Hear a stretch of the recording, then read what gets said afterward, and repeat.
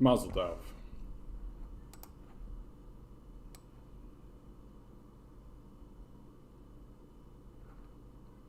Do do do.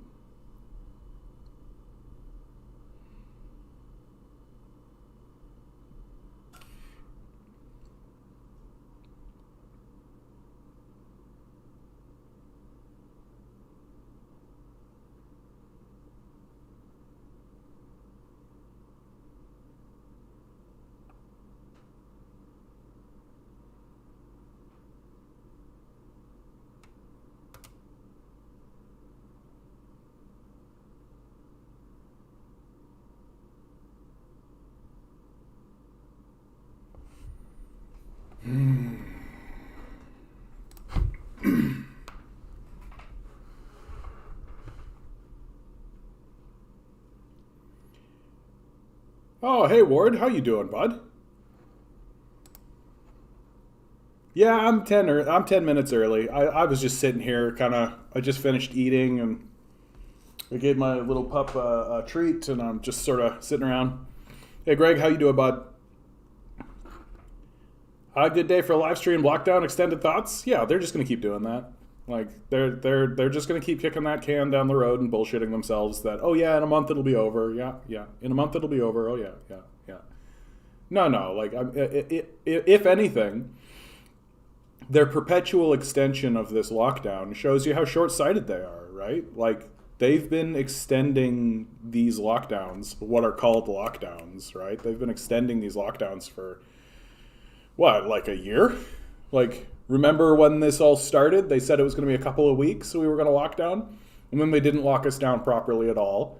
They didn't actually send people home and have them chill out. Yeah, see you, Ward. Look forward to it, bud. Look forward to your questions and input on this chat. Yeah, and yeah, so they're just going to keep extending it and extending it and extending it, and it puts a larger burden on the people who they're claiming to protect, which is the businesses, right?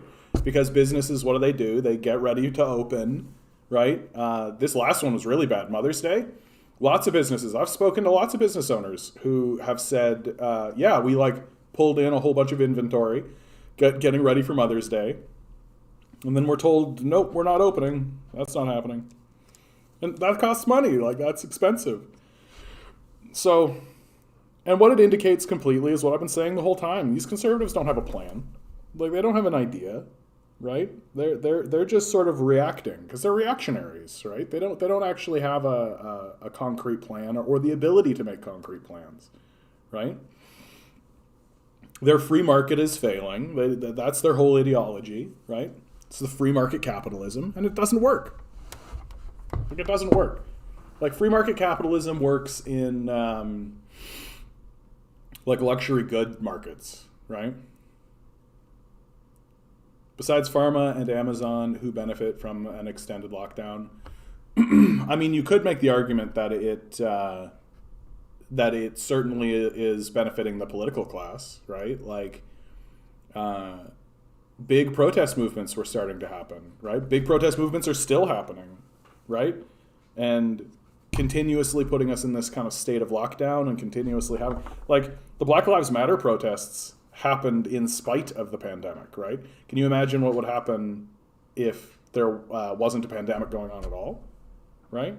So it is, and I'm not delving into a conspiracy space where I'm saying, like, they're actively attempting to make that happen, but it is happening, whether we like it or not. Oh man, my glasses are just not cleaning. You ever have I don't know if you wear glasses, but sometimes it's like you're rubbing your eye and there's like an itch and you just can't get it, or there's like a piece of sand and you can't quite get it. Come on now, get out of here, get out of here. I know this is high quality content you're seeing right here, Craig. Should rename the stream. Clean my glasses. No, but like, and it's an important thing besides pharma and Amazon who benefits from an extended lockdown. Like, these capitalists don't plan, right? They literally believe in the ideology of let the market decide. And so the market restructures itself and it doesn't ask people permission, right? And the winners are the winners, and the losers are the losers. And of course, the losers are always the working class, because the businesses that can't thrive or survive, given the circumstance, they just go under, right? Or they relocate, or they mess around. The police are always well taken care of, especially in this society. What was it? The chart that I saw? It was the most well-funded military organizations on Earth, and it's like America, and it's like this like way huge bar, because the bar graph goes like that. It's America, and then underneath that is China, and China's bar is like this big, right? And then underneath that, ever so slightly smaller than China's spending, is the United States police force. And so, like, yeah, the police. To be fair, and what is interesting, and this is interesting about the police, is that Doug Ford like attempted to give the police forces here in Ontario like fascist level oversight, right? Like literally like stop and frisk on steroids, right? He attempted to give them authority to just harass people in the streets willy-nilly, right? To be judge, jury, and executioner in all circumstances. And the police forces said no, right? So that actually lends a bit of, if not confidence, just a little kind of like reprieve, like a little bit of oh, okay, so when the police are given genuine fascist powers by a buffoonish idiot, they say no, right? That's nice. Isn't that nice? That you live in a society that when the police are actually given the authority to be fascists, they say no, thank you, right? And I always say, like, let's not be childish about this, right? The police are saying no because they completely understand that it's a disaster to their own personal safety, right? You're telling me that, like, in a world where there's these Black Lives Matter protests and people are screaming defund the police and confidence in police forces are as low as this, now you want to give them like the authority to not only stop random people on the streets, but then also to decide independently in that moment whether or not this person is violating some sort of vague principle or policy that may or may not exist. Like, it's a total disaster. The police made the right decision, right? They made the right decision, even from like a cynical, like, they're head beaters, ACAB, you know, all that kind of stuff. Even from that perspective, they made the right decision. Like, no, we don't need this to turn it. Like, go take a look at these lockdown protests, right? The lockdown protests have like 1,000 people, right? There's 1,000 people going to these protests, and you're telling me you want the police to what? Do what about that? Like, you're talking about opening up like a civil war is what you're doing. So it was idiotic for Ford to do, and I'm glad to see that the police politely turned that down. And in fact, actually, if I'm not mistaken, there's police actually suing the police suing Ontario government.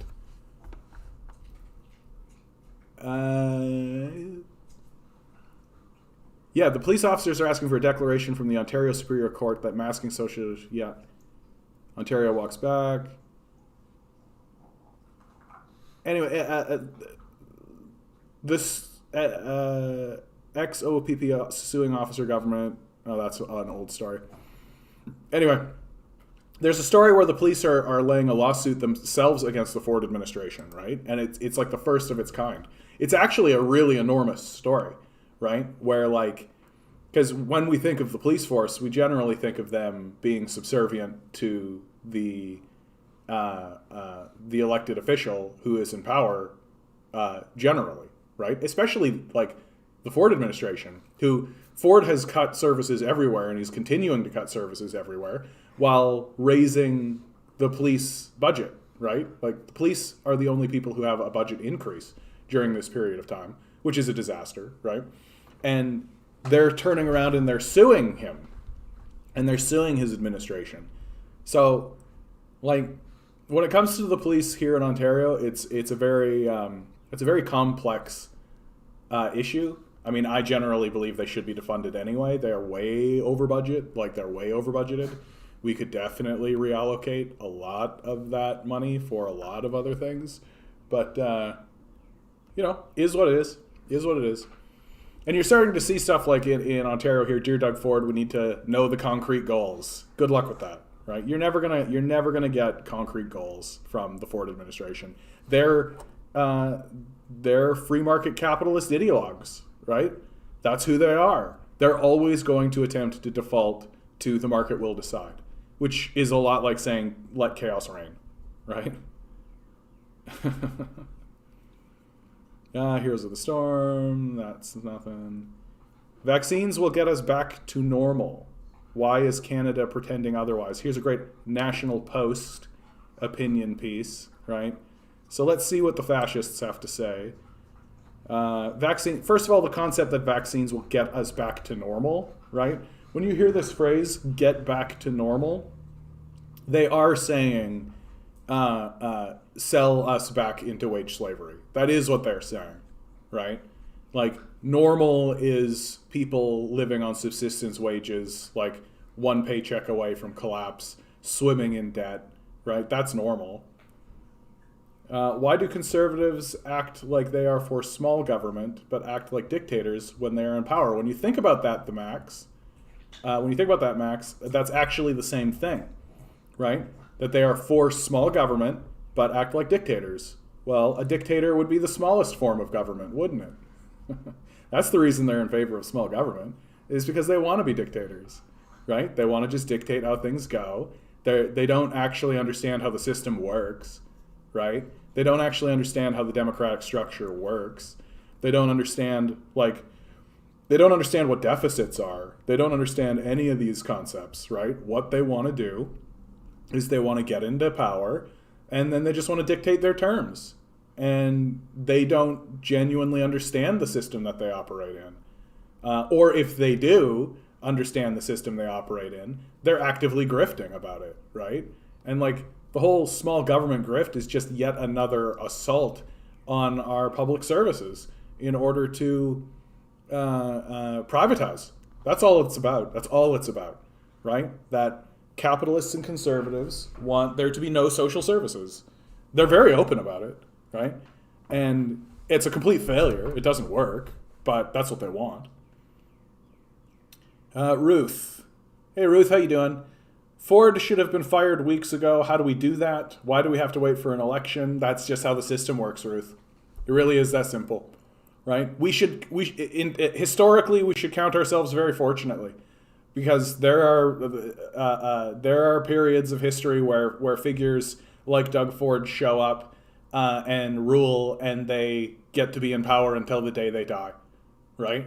Like, imagine being in this position that we are in here and looking at Doug Ford and going, oh, we're stuck with this guy forever. Like, this is the guy that we're negotiating with until the day he dies, right? So we're in a position where waiting for the election is like a concession that instead of waiting for a fellow to die, right, we wait until the election comes up, and that's like the concession. And there isn't really a system to get our elected leadership out, unless he starts to be charged of like high treason, and in which case that's the federal government being involved and all that. Like, there is a system, but I would be extremely surprised if anybody ever moved down that path. Basic income would be a lot smaller in terms of policy than the current system, and cheaper. That's absolutely right, Max. That's absolutely right. I've been saying for a long time, anytime that people say about basic income, how are you going to pay for that? I look at these guys and I say, it's cheaper than what we're doing now, right? It's just like the same argument that I see through the United States in regards to their healthcare system. People are like, oh, the healthcare system is going to overwhelm everything. It's going to be so expensive. It's going to be this, that, and the other thing. And it's like, but when you look at the expense of a single-payer healthcare system, It's cheaper than what you're doing now. It's cheaper than the privatized system. Like, so it's just bonkers at this point. Regarding going back to work, we're starting to see lobbyists attempt to end the boosts to unemployment benefits in the States. Does Ontario have anti-Serb lobbyists? Yeah, probably. Right? Doug Ford is one. Right? Basic income is the foundation. Any meaningful change needs to begin with, in my opinion. I don't know if it's a foundation, Matt, but it's certainly, like, it's going to be a necessary transitionary measure, whether we like it or not. Like, I'm a communist, so I see it as a reform to the capitalist system. It's like, you know, when you pass go in Monopoly, right? But it's not going to cure the structural issues that capitalism has. And but it will let people get food and shelter in the immediate now, which I think that's important. People confuse why both communists and libertarians want abolition of the state. They don't want the same thing. The state has different definitions depending on ideology. Yeah, I think that's true. I mean, libertarians generally just want to sell everything to corporations, right? That's really what it comes down to. They want an unfettered capitalist system. That's what they want. Whereas communists want a controlled, centralized state, preferably one that's democratic, right? Okay, guys, 1 second. Something is happening with me with my nose. I can't explain it. When I'm having my life is like completely normal. Everything is like totally fine. And then the second I start talking to you guys, my nose just gets ridiculously itchy. And so I spend the whole time like picking at my nose, and it's gross. And I hate that I'm like in front of you guys, like picking my nose. It's ridiculous. Okay. Yeah, libertarians. There is a great guy that I follow. There's a great guy that I follow. Subscriptions. Socialist something. The socialist guy. Where is he? Embarrassing. Where is this guy? Subscriptions. Hold on. I'm just going to cover the chat for a second here to figure this out. Oh, come on. How do I see like the list? Killing time. There's this great guy I follow who's a socialist fellow who does great talks about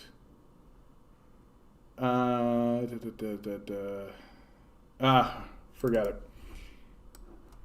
Socialist something. So the socialist guy, and he does great talks about libertarianism. I really found him through his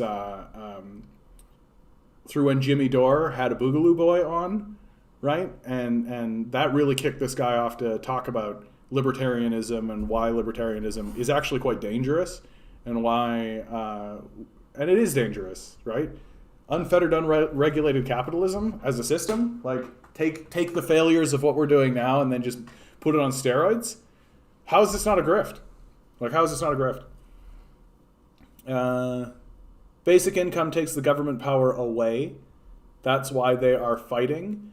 Basic income generally depowers all of the exploitation, in my view, right? Like, it doesn't remove it. There's still ways for people to exploit us, but it definitely softens the blow. I'll put it that way. Universal housing will be needed as well. Hoarding property and land is a big problem and shouldn't be commodified. Yeah, and we had something like that here in Canada. Like, if you take a look, back in the 70s, like there was like 10 times the amount of affordable housing available to the public than there is now. And this thing we've done where we've privatized all of our housing, let the capitalists take over, it's resulting in all kinds of stupid things. I think the stupidest thing is just we've got empty houses, we've got empty condos, we've got empty apartments in these massive high-scale skyscrapers, while we've got homeless people. Like, what are you talking about? No, I'm to a point now where it comes to the capitalist system. Like, if it's a necessity Like, if it's a necessity, like we need it, we need food, we need shelter, capitalists should just not be involved. It just shouldn't be a thing. Onward to dystopia. How you doing, bud? Maybe some of these businesses shouldn't exist if they can't afford to pay a decent wage. Yeah. Not every businessman. It's business. It's business time. Woo-hoo. That's what I think when you put business. Not every businessman deserves an army of desperate people who will work for any wage. Yeah, there is no right to have a business, right? Owning a business is not a right. Like, it's at best, the argument is that it is a way to generate wealth for oneself, right? By providing a service into the community. And, like, at its most basic, like, weird penny capitalist sort of way, that's true, right? That there's this, but once it explodes into, like, the financialization of the system, like, this is the thing that no capitalist I've ever talked to actually admits, which is that the system that exists in the United States is not like this idea of I will provide a service and then we will do, like, none of that exists, right? Their system is like a casino where Wall Street executives or Wall Street gamblers speculate in markets and basically do currency swaps all day long, right?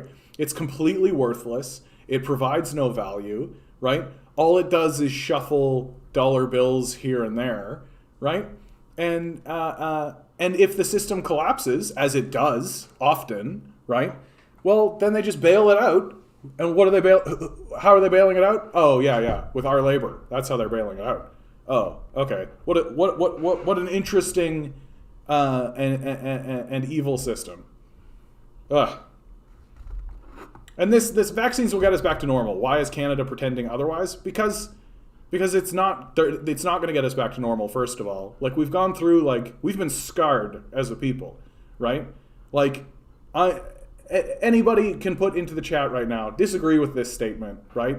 That you're experiencing some kind of stress, that you think it might be realistic that people are going to experience post-traumatic stress, right? I think it's genuinely the case that people are going to not come out of this and want to go back to normal, right? Because, like, when you actually analyze what normal means, like, you're talking about a wage slave system. Physical labor shouldn't be taxed, but capital gains and unearned income should. I mean, physical labor, like, I mean, there shouldn't be a capitalist taking the surplus value of your labor in the first place, right? Your labor should be your own, right? And the only people you should be negotiating with in your workplace environment should be the other people you're working with. That's it. There shouldn't be this capitalist you've never met, right? I'm very skeptical of private banks. Like, I think that the whole private banking system is just a parasite, just a scam, right? We could have public banks working with the public, because, and this all flows into just, like, we treat money like it's a thing, and it isn't. It just isn't. Like, money's not real. It's something we created that comes out of humanity in a natural sense, but it's more akin to, like, a technology or a tool.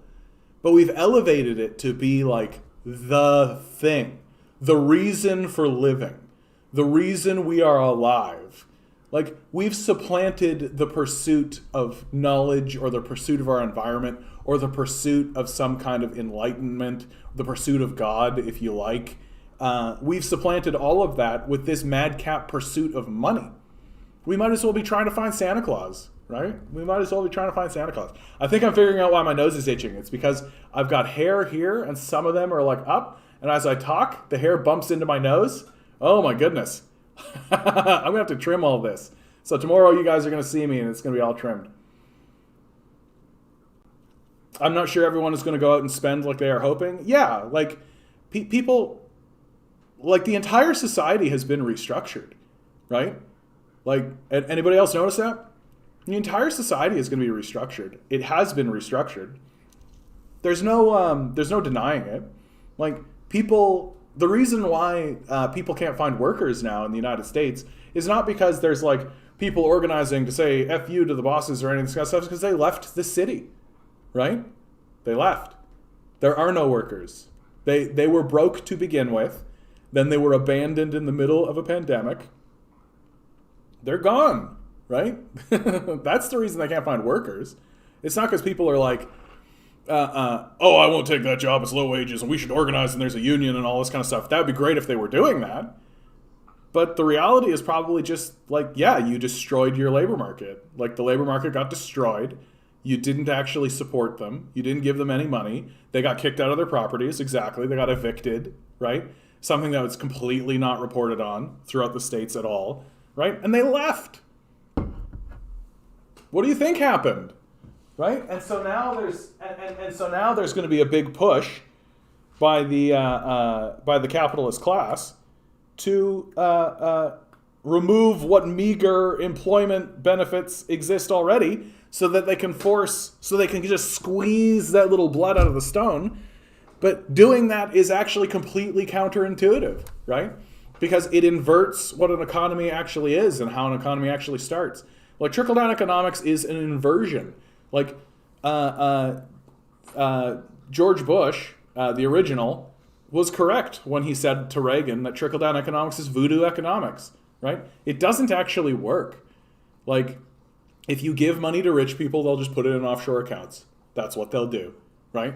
If you give money to poor people, what do? They spend it in their local economy, right? They spend it in their economy, and then it goes up, and then ultimately ends up in some rich guy's bank account offshore. But at least we got a little bit of activity out of it before it got siphoned into some guy's offshore account, right? So, no, we're living in like a complete inversion. People, and I'm talking like massive, large-scale institutions like the Chicago Economics Department has been completely fraudulent for about 60 years, if not longer. Like Oxford University, Harvard University. Harvard's starting to turn. Harvard is starting to turn, right? About a year ago, they released some really interesting papers that were like, what we are doing in regards to Marxism, which is ignoring it, right, needs to end. We actually do need to start paying attention to Marx. We can no longer pretend as though Marx is not relevant to the conversation. It's a really interesting and powerful moment that happened at Harvard. Stop voting in CEOs and business persons. Yeah, Ruth, that's exactly right. Part of the issue, in my view, and even let's be nice. Let's pretend like these CEOs and business people actually are trying to genuinely govern, right? Let's pretend for a minute that they're actually attempting to govern. They're not. They are treating the government as if it is a business, right? Governments are not businesses. They don't operate like businesses, right? A business can't create or destroy capital, right? A business can't just requisition land, right? Like, if you run a government like a business, you're going to run into all kinds of stupid problems. And the stupid problems are going to be really obvious all the time. And nowhere is it more obvious than when these business people and CEOs start talking about the deficit, right? And they really, either they're like doing a high-level grift in order to privatize, which is pretty likely, or they're illiterate, right? That they're literally sitting there. They don't know what a deficit is. And we're all propagandized by institutions like the National Post who are telling us to get back to work, right? Basically, that's what this article is. Vaccines will get us back to normal. Get back to work, serfs. But the... what the heck was I even talking about? Oh, yeah. And so they treat the deficit like it's a loan, like it's something that needs to be paid back. They're constantly saying that. They're constantly saying that we need to pay back the deficit. It's a burden on our future children, all this kind of stuff. That's not what a deficit is. A deficit is just a measurement of government spending in the economy. That's it. That's all a deficit is. It's not a loan. Like, a loan from who? Right? Like, the government creates money. It prints and creates money. Right? And then it spends that money in the economy. And then once it spends that money, right, it goes in the economic loop, ultimately coming back to the government in the form of taxes, which maintains the balance of the monetary supply so that you don't get massive inflation, right? But if you treat it like a deficit is something that needs to be, when you actually think about what that means, right, that a deficit needs to be paid back, like what you are genuinely saying is like the healthcare system. The healthcare system exists as a deficit on the government's books, right? But it also creates a surplus, and that surplus is the healthcare system, right? The universal healthcare system, right? And so if you wanted to pay down the deficit, well, what you're actually saying is that you need to sell the healthcare system to private investors. That's what you're actually saying. So that will get rid of the government deficit. So it's a grift. And it's a grift that comes from business owners and CEOs who, even if they are well-meaning, are illiterate about how a deficit works. And I don't think that they are. I don't think that they are well-meaning. I think that they want to parasticize systems. They want to force people to pay them for no reason, right? That's the whole idea. If I give a guy $50 to do a job and he pays another guy to do a job for him, that's $100 of economic activity. It doesn't quite work that way, Max, but you're on the right track. It's the right idea. Okay, buddy. There's a good boy. I know. Sorry, guys. I'm talking to you, but I'm also balancing my little dog here. I know, and he's like looking at his Kong. He's like, give me peanut butters. Yeah, get back to work and learn nothing. Exactly. That's the thrust of this whole article. I'm sure of it. So that even the fully vaccinated can still spread. Like, vaccines will get us back to normal. Why is Canada pretending otherwise? First sentence of the piece. Over the weekend, Canada's chief public health officer, Dr. Theresa Tam, told an online audience that even the fully vaccinated can still spread and contract COVID-19. Boo! Like, you disprove your thesis in the first line of the piece. I love the National Post, man. I love the idea that somebody actually put this in front of an editor, and the editor actually read it, and the editor went, yeah, this is good. We'll publish this nationally and still remain credible. Do they not sell gilts? I don't think I know what you mean, Tegsy. I think by the time the mayor of a small town gets to Parliament, he has learned how to make money and become crooked. Yeah, I'd say that's probably right, Ruth. I'd say that's probably right. It's pretty rare to, like, I think Tommy Douglas was a politician who got into politics because he understood that the system could be reformed and could be a lot better for people. But he was a priest, right? He was a pastor, not a priest. He was a priest, wasn't he? Anyway, he's a holy man. He was a man of God. And that's the interesting thing about politics, right? Is that politics is ultimately a reflection of the society, and it's an accurate reflection, right? A guy like Doug Ford, right? He is an accurate reflection of our society today, right? He just is. And so, we got to deal with it. We got to fight back. The statement is technically true, but the risk of transmission for this is so infinitesimal, blah, blah, blah. I love this argument that Tam may be well highlighting the dangers of getting strangled by a seatbelt. Yeah, but I'm not constantly surrounded by seatbelts, right? I'm not constantly dealing with seatbelts every single moment of the day. I'm not surrounded by seatbelts all the time. Jesus. On Monday, England. I just don't care about this article anymore. I'm moving on. Rip Jack Layton. What could he have done? You know what, man? I got to tell you, I think that Jack Layton, he was a good politician. He was an excellent speech writer and captured the age. But, like, fundamentally, Jack Layton was a liberal, right? Like, he wasn't a great socialist reformer. He wasn't, like, genuinely that interested in doing, like massive reforms. And the promises that he was making to the Canadian people were exactly the kind of thing that liberals do. Small, incremental reform, right? And so I feel like Jack Layton has this, like, halo of like he's a golden boy or something. But, like, if he had gotten to power, he would have operated pretty much like the liberals, I think. Like, I don't think he would have. And I think the big reason he has, like, a halo around him and all this kind of stuff is because people saw that he was on a trajectory to power. The Orange Wave in Quebec was like a big startling event for everybody. And so it was the narrative that, okay, next election he's going to get into power, but then he dies before that happens. And so there's a lot of like FOMO, right? There's a lot of like fear of missing out. There's a lot of just like what could have been with Jack Layton. But, you know, when you actually take a look at who he was as a politician, and I'm not saying Jack Layton was a bad man by any stretch of the imagination, but when you actually take a look at him, I think he would have just, you know, led like a liberal, and that would have been fine. Maybe we would have gotten some minor reforms the way that we've gotten minor reforms from these liberals, right? But I just wish the NDP would give Jack Layton a rest and just let him rest in peace. Like, let him sleep. So let's stop evoking his name, because I just don't think, like, he wasn't Jesus, you know? Okay, hold on one second, guys. My dog is just losing his mind. I gotta give him some peanut butter. Okay, buddy.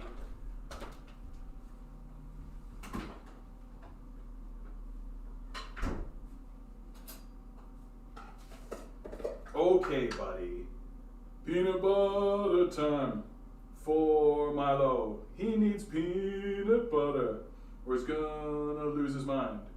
Peanut butter time for my little dog. Do-do-do. Peanut butter now. Do-do-do. Peanut butter now. Do-do-do. A peanut butter time. Yeah, let's go. Break it down, dog. What? Yeah. Sit. High five, buddy. Boom. There you go, bud. He'll be back. He'll be back. Much better than Trudeau. I mean, there's no way to know. Like, there's no way to know, right? Like, would Jack Layton have ended the Saudi arms sale?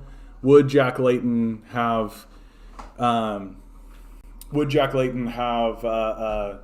erected the Canadian Infrastructure Bank, which I'll say it over and over again until it's gone. The Canadian Infrastructure Bank is a fascist, an overtly fascist institution that exists in our system now, thanks to Trudeau. But it's just guesswork, right? We don't really know what he would have done. So, again, I think he would have been a statesman. He would have been, you know, fine, but I just don't think he would have, like, he wasn't going to free the wage slaves, you know? I was going to put a down payment on a house last year, but then I spent $44,000 on avocado toast. Yeah, I know I spent $44,000 on avocado toast.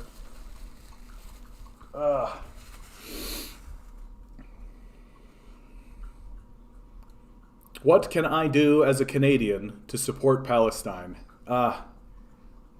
This is really, you know what? This is something I was thinking about the last night, because I love, you guys know me. I love the maps. Oh, did I check out the Outer Worlds? I did check out the Outer Worlds, Robert. I don't have $80, or, you know, I do have $80, but I just don't know if I'm willing to drop $80 for a game right now. When I actually do have quite a few games in my library that I have not yet finished. I'm really bad for this. I like start a game and I get like halfway through it, or just kind of I even did it last night. I like loaded up Far Cry 3, which is a game I've had in my library for forever. I played it for like half hour and it's already uninstalled, and I've already installed something else. So it's like I have like bad ADHD when it comes to video games and stuff. I don't know what it is. Okay. So let's, please nobody accuse me. Please nobody accuse me. Please nobody accuse me of being an anti-Semite. I'm not an anti-Semite.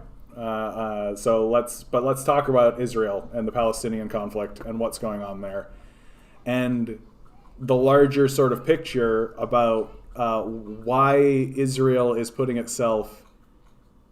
Okay, Robert, I'll look into that. I should be able to find that on YouTube, right? Like just probably Let's Plays or stuff like that. Yeah, I'll look into it again, bud. Here, I'll even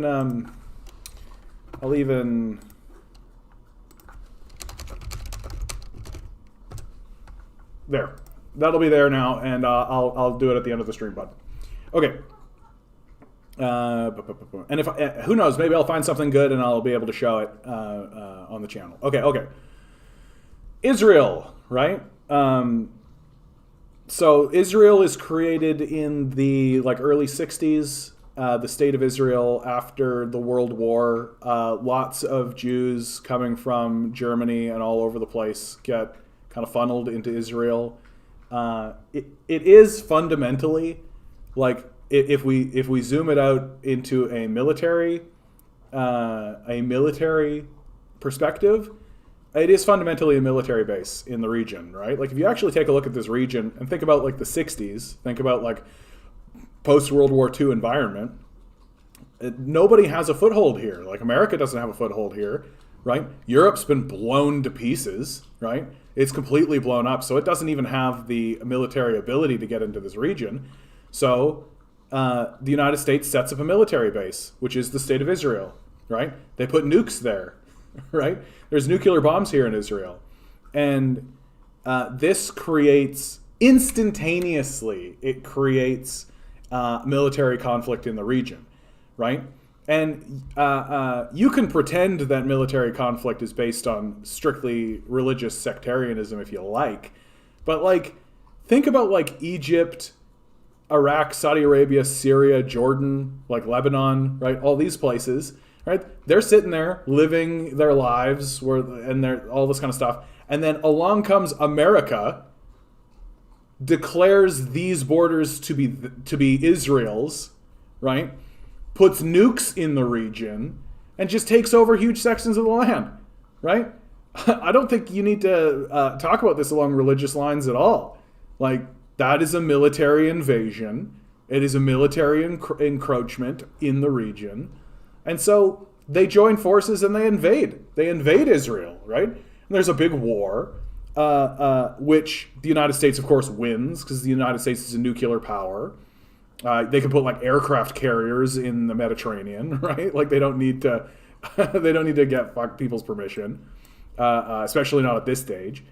And this has put Israel in a position, and so of course Israel is destroying the local Palestinian populace, right? It's just a genocide, the same as the First Nations people. They're just systematically putting them in reservations and systematically crushing them and destroying them completely. And so what this has caused, and it's really important for us to understand that, right? Because a lot of military decisions and a lot of decision making that happens in this region happens explicitly because there are huge forces in this region that are genuinely interested in destroying Israel, right? Just wiping it off the face of the planet, using the genocide of the Palestinian people as the casus belli. So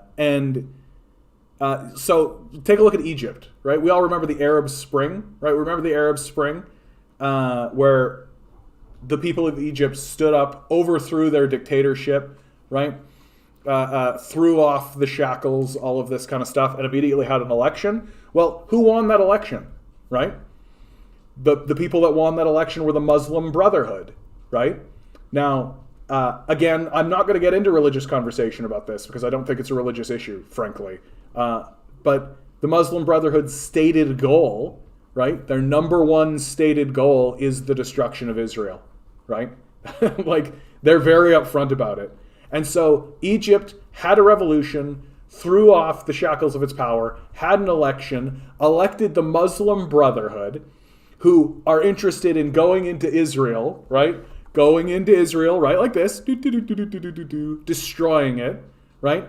And now you have a Islamic fundamentalist organization that has nuclear bombs in the region, right? If you're America, that's a problem. And so they depose the Muslim Brotherhood, right? They just literally go in and depose the Muslim Brotherhood.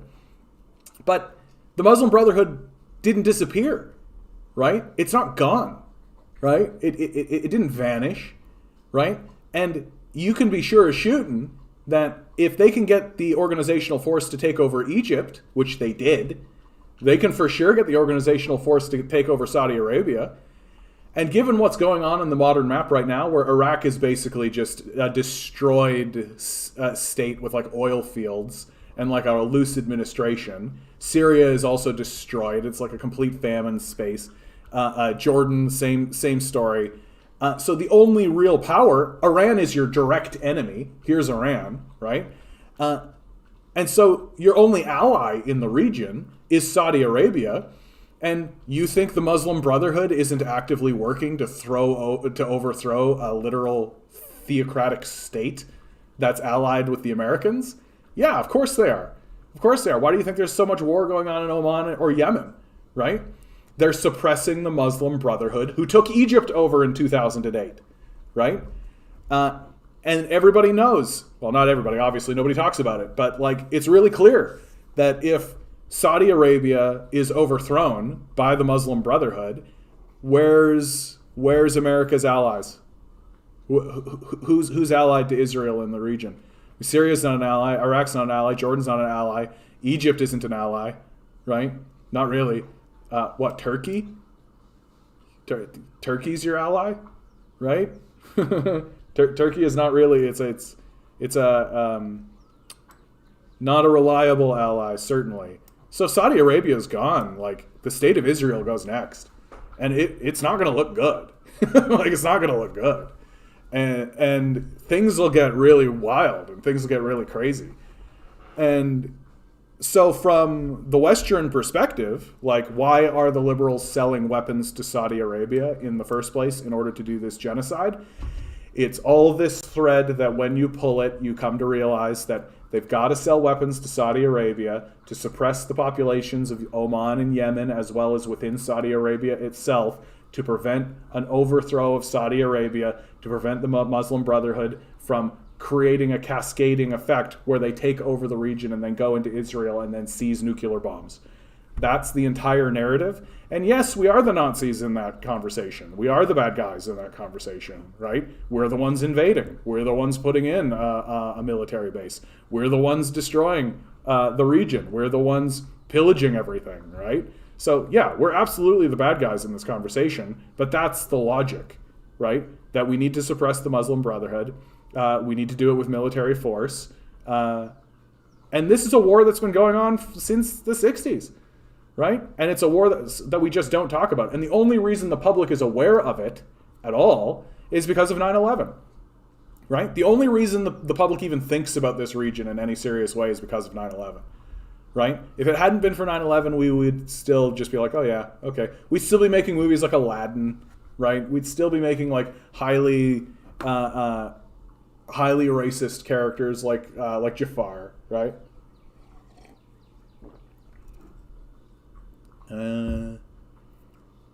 We won't, but he had the experience. Yeah, this is a continuation of Ruth's and I conversation about the NDP. I'm hoping the NDP and Greens, maybe even another party to push basic income, maximum wage benefits for anyone.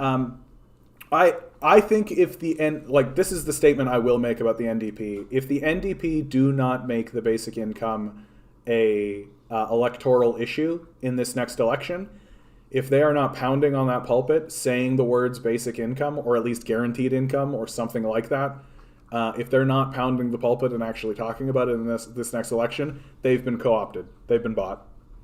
And I think we can say it that clearly, that if the NDP are not pounding on a basic income in this next election, they are no longer our allies, and we should do everything we can to take the party over. Right? Like, the NDP is actually an incredibly weak party internally, right? Jagmeet Singh literally just like walked in there and took that party over, right? Like, who is Jagmeet Singh? He just understood that like fundamentally politics is a numbers game, right? So he rounds up his buddies, he takes the party over, right? We could do it again, and we could do it again, we could do it again, right? Like, and if the NDP don't actually run on a basic income and make it like a primary plank of their election, we should consider them completely co-opted. Have you heard of the Greater Israel Project? Look up a map of what's projected to be Greater Israel. Okay, bud. the Greater Israel Project. Oh, I don't think I want. Do I need YouTube? I don't think so. I'll get rid of YouTube. Probably the Wikipedia will get it done, eh? King David's Empire. Oh, you know you're in a good position when you're dealing with King David's Empire, right? Friggin' 930 BCE. Come on. The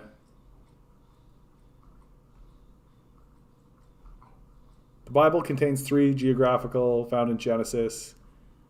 Oh, God, we're going all the way back, to this. Ridiculous. Like, talk about your weak Cassius Belli's, right? Like, talk about, like, the weakest possible claim. Literally 3,000 years ago, there was an empire. Like, 3,000 years ago, there was a Jewish empire that spread into Syria. That's the wrong map, probably, bud. That's let me see if I can find something better.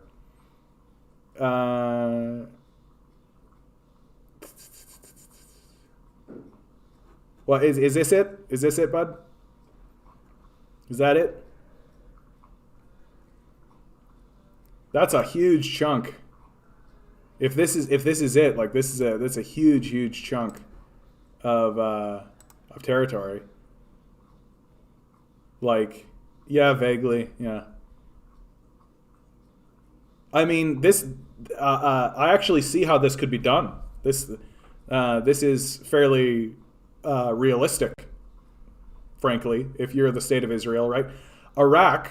You take a look at Iraq here. Iraq is destroyed, guys. Like, Iraq is destroyed, and they are going to divide Iraq. Like, Iraq is going to be divided up. Is what's going to happen. They're going to, so if they put the line right here, right, put a border right here, maintain this border right over here, right, and call this, I don't know, Iraqistan, right? Make that Iraq, call this Iraqistan if you want, right? And then just break that apart and create its own administrative body, right? It'll be easier to do because Baghdad is in the original state, right, of Iraq. And then and Syria is basically in the same boat. And they'll probably just get rid of this little border here and extend this over here, right? So this will be its own province. Syria will disappear. They'll rename it like Saranistan or something, right? Or maybe even go back to like Persia, right? Go back to those sorts of things, and then they'll just treat, then they'll just treat Jordan and Syriistan and Iraqistan as provinces, right? And this is also brilliant because it gives them control of the Nile, right? Does this give them control of? That doesn't give them control. It does, doesn't it? It gives them control of the Suez Canal. Yeah. So taking over control of the Suez Canal is a great idea for Israel to do, right? Of course, right? And this is nothing new. Like, this is just militarism, right? That once you distill out all of the religious aspects of it, because the religious aspects is all just talk, right? It's all just talk. Like, it's all just kind of wacky, wonky nonsense. But once you actually distill out all of the religious stuff and you just look at it as a military campaign, because that's what it is, it makes complete sense what they're trying to do. They want to take over the Suez Canal. They want to have permanent control over the major trade routes in that region. Yeah, of course they do, right? No, I've never heard of that, but it makes sense, bud. Like, it makes complete sense.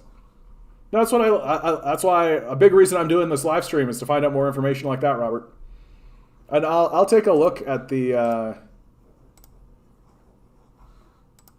Yeah, I'll leave this up and I'll do the same thing that I'm doing with the Outer Worlds. I'll take a look at it later. Find out more. But yeah, like it seems completely normal to me. Like, it's horrible, it's horrific, it's monstrous. But yeah, why wouldn't they do that?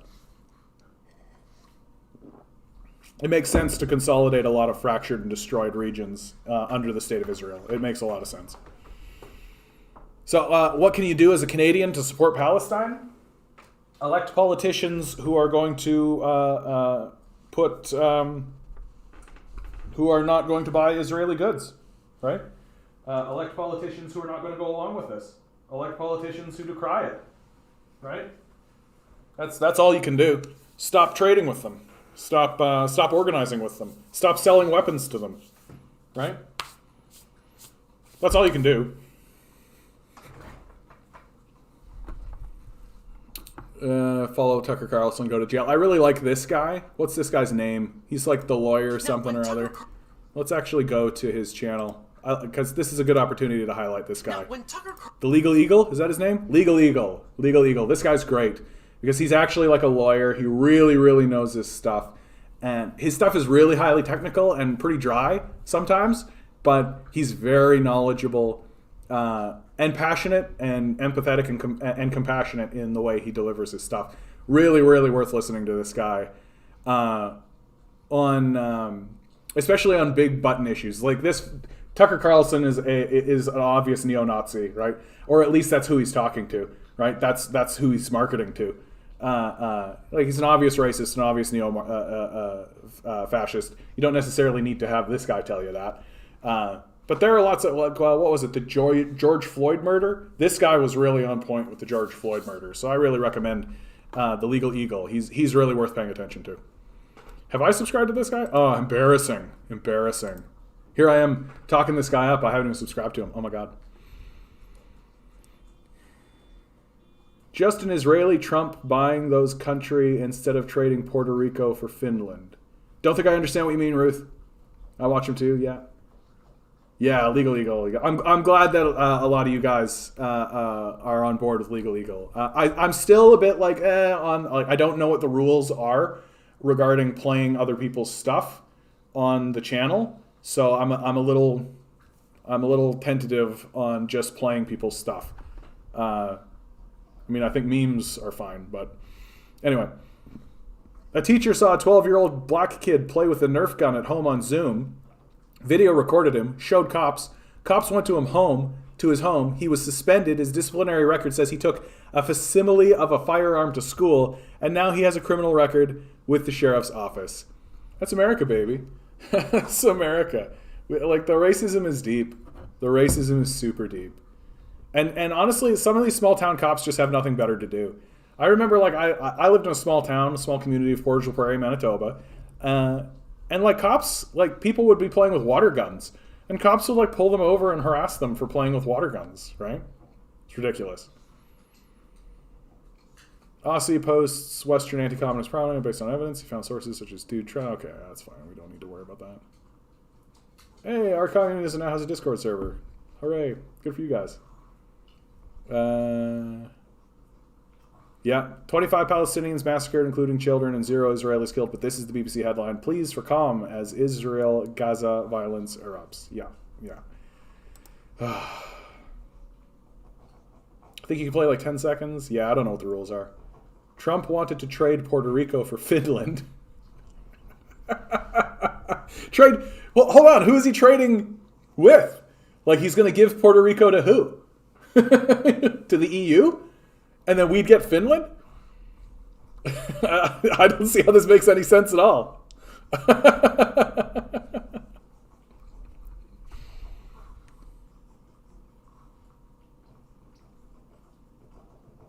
No, this is a Hades thing.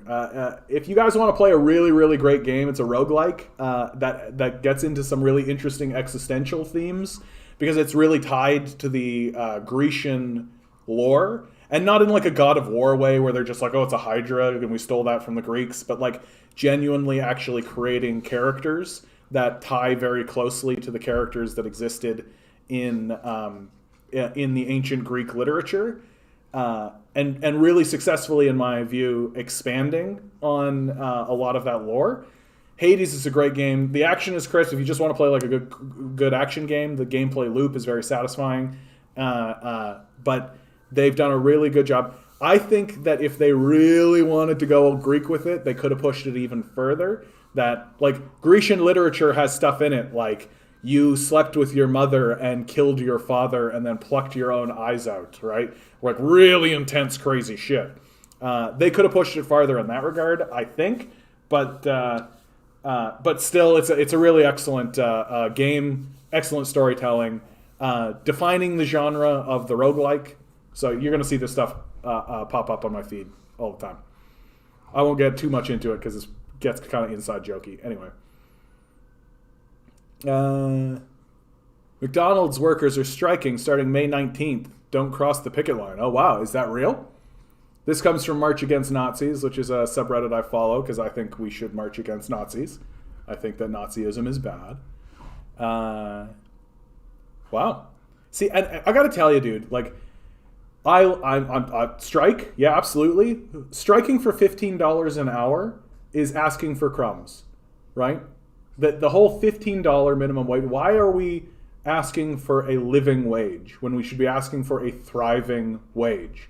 Why are we asking for a $15 minimum wage when we should be asking for genuine control of our workplace environments? When we should be asking for votes in our workplace? When we should be getting shares to be able to vote as blocks inside of our own companies? Like, asking for a $15 minimum wage, like, it's such low level stuff. It's such low level stuff, and really shows you how little we think of ourselves. Right? We've been so suppressed culturally, and we've been so like crapped upon as a people that we're just like, please, sir, please, the rent is so high. Can I please have a living wage? Please, please. When like we should be kicking in the door and being like, we own this place now. Get the fuck out. Anyway. No mercy. Expect no mercy from Canada. They're busy with a genocide of their own. Yeah, we certainly are. The general population doesn't know what's happening, and it doesn't even know that it doesn't know. Yeah. Yeah. This is talking about I forget the name. Does anybody know the name of the First Nations tribe? I'm definitely blanking on this. But yeah, like we're in the middle of a military campaign against a First Nations tribe that I believe is in like British Columbia, Alberta region. That is it's unceded land, right? It's unceded land. We never had control of it. It's not Canada. It's its own independent nation that exists within Canada, and we're invading it.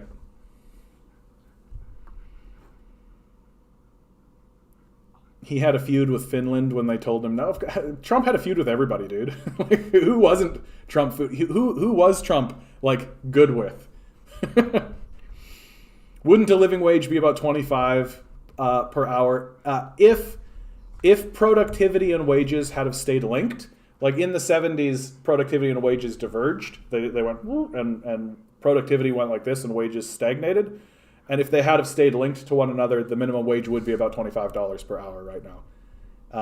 Which, good start, if you ask me. That's what we should be like fighting for. We shouldn't be fighting for less than what is due to us, like historically. And that's exactly what we're doing. We're just, with a $15 minimum wage, we're just fighting for less. Oh, Milo, buddy. You're out of peanut butter, buddy.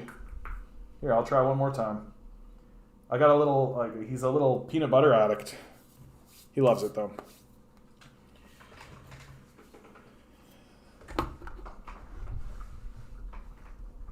All right, Robert, tell us that story and then I'll read it out. 2,000 cases of COVID in Ontario. 685 in Toronto. So this is good overall. Like, it's definitely better than the 4,000 cases. So we've got half the cases. But like 2,000 is enough that if they open everything up again, it's just going to shoot right back up, right? Like, we need to be sub 1,000 cases, and even then, right? Like we're dickering around so much with this. Even the CIA admits Stalin was not a dictator. Oh well, even in Stalin's time, there was collective leadership. Yeah, there you go, right? Because you know who you can trust? The CIA.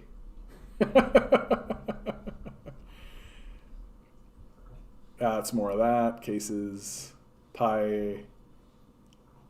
That's a lot of darkness. Yep. Ford government prepares to extend Ontario's stay-at-home order until June 2nd. Yeah. And then they'll extend it to June 29th. And then they'll extend it to July 5th. And then they'll extend it to July 30th. And then they'll extend it. And then they'll extend it. And then they'll extend it. Right. And then finally, they'll pretend as though it's completely safe to open everything up again. And then the cases will spike and we'll be back in the loop. And we'll be back in the loop. I can't even get an appointment for where I am for a vaccine. Yeah, the cases are. I mean, we don't have enough vaccines for everybody. It really is that simple. I haven't even bothered to look. I feel like I'm such a, I'm like the last person who's going to get a vaccine. So.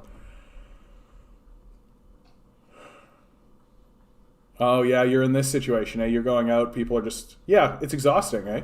Like we've gotten into this like exhausting place where everything is just completely exhausted. And because our government is not taking it seriously and because our leadership is not taking it seriously, lots and lots of people are just like, well, if they're not taking it seriously, it can't be that big a deal, right? So Robert says, so I have a bit of a story on what happened on the day minimum wage went from 11 something an hour to 14. I knew this person working at South Street Burgers, and on the day the wage increased, some people from the company came to their location and increased all the prices to completely offset the labor. Yeah, they're dicks. But like, even if you offset the price, like this has always been the argument from the anti-minimum wage increase crowd is that, oh, they'll just raise prices. But even if they do, the price raise, like, an increase from $11 an hour to $14 an hour is an increase of approximately 30%, right?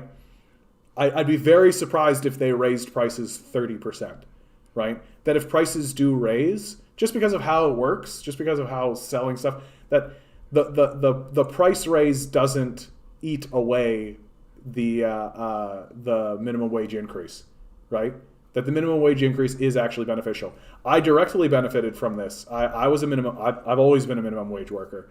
And the minimum wage increase really, it's the reason I was able to stay in Toronto, without a doubt. And I was really looking forward to it going up to $15 an hour. But then we elected Doug Ford. And Doug Ford's a narcissistic sociopath who doesn't understand economics and doesn't understand the system. He just understands that he can inflict cruelty and pain on people he doesn't like. Was the work ethic created or usurped by capitalists? So I assume, Ward, you're talking about the Protestant work ethic, right? That idea that really comes out of Protestantism. And like the Protestant work ethic makes sense if you're all serfs, kind of working in a field and, living under a local lord, right? Doing your best,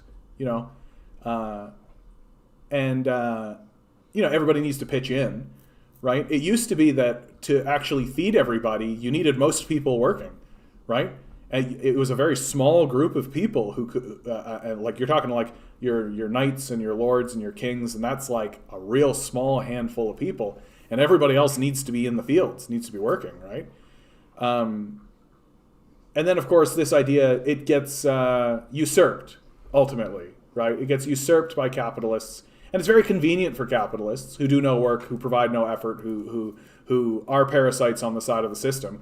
It's a very convenient ideology to espouse that you need to have a good work ethic and you need to work hard. And incidentally, we define what is work, right? We create the demand for what is or is not work.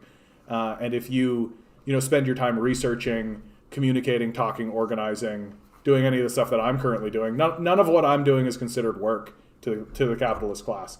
And in fact, they would call me like a lazy, do nothing, all this kind of stuff. But I consider what I do to be quite valuable. I hope you guys do too. My Patreon is in the description. Huh?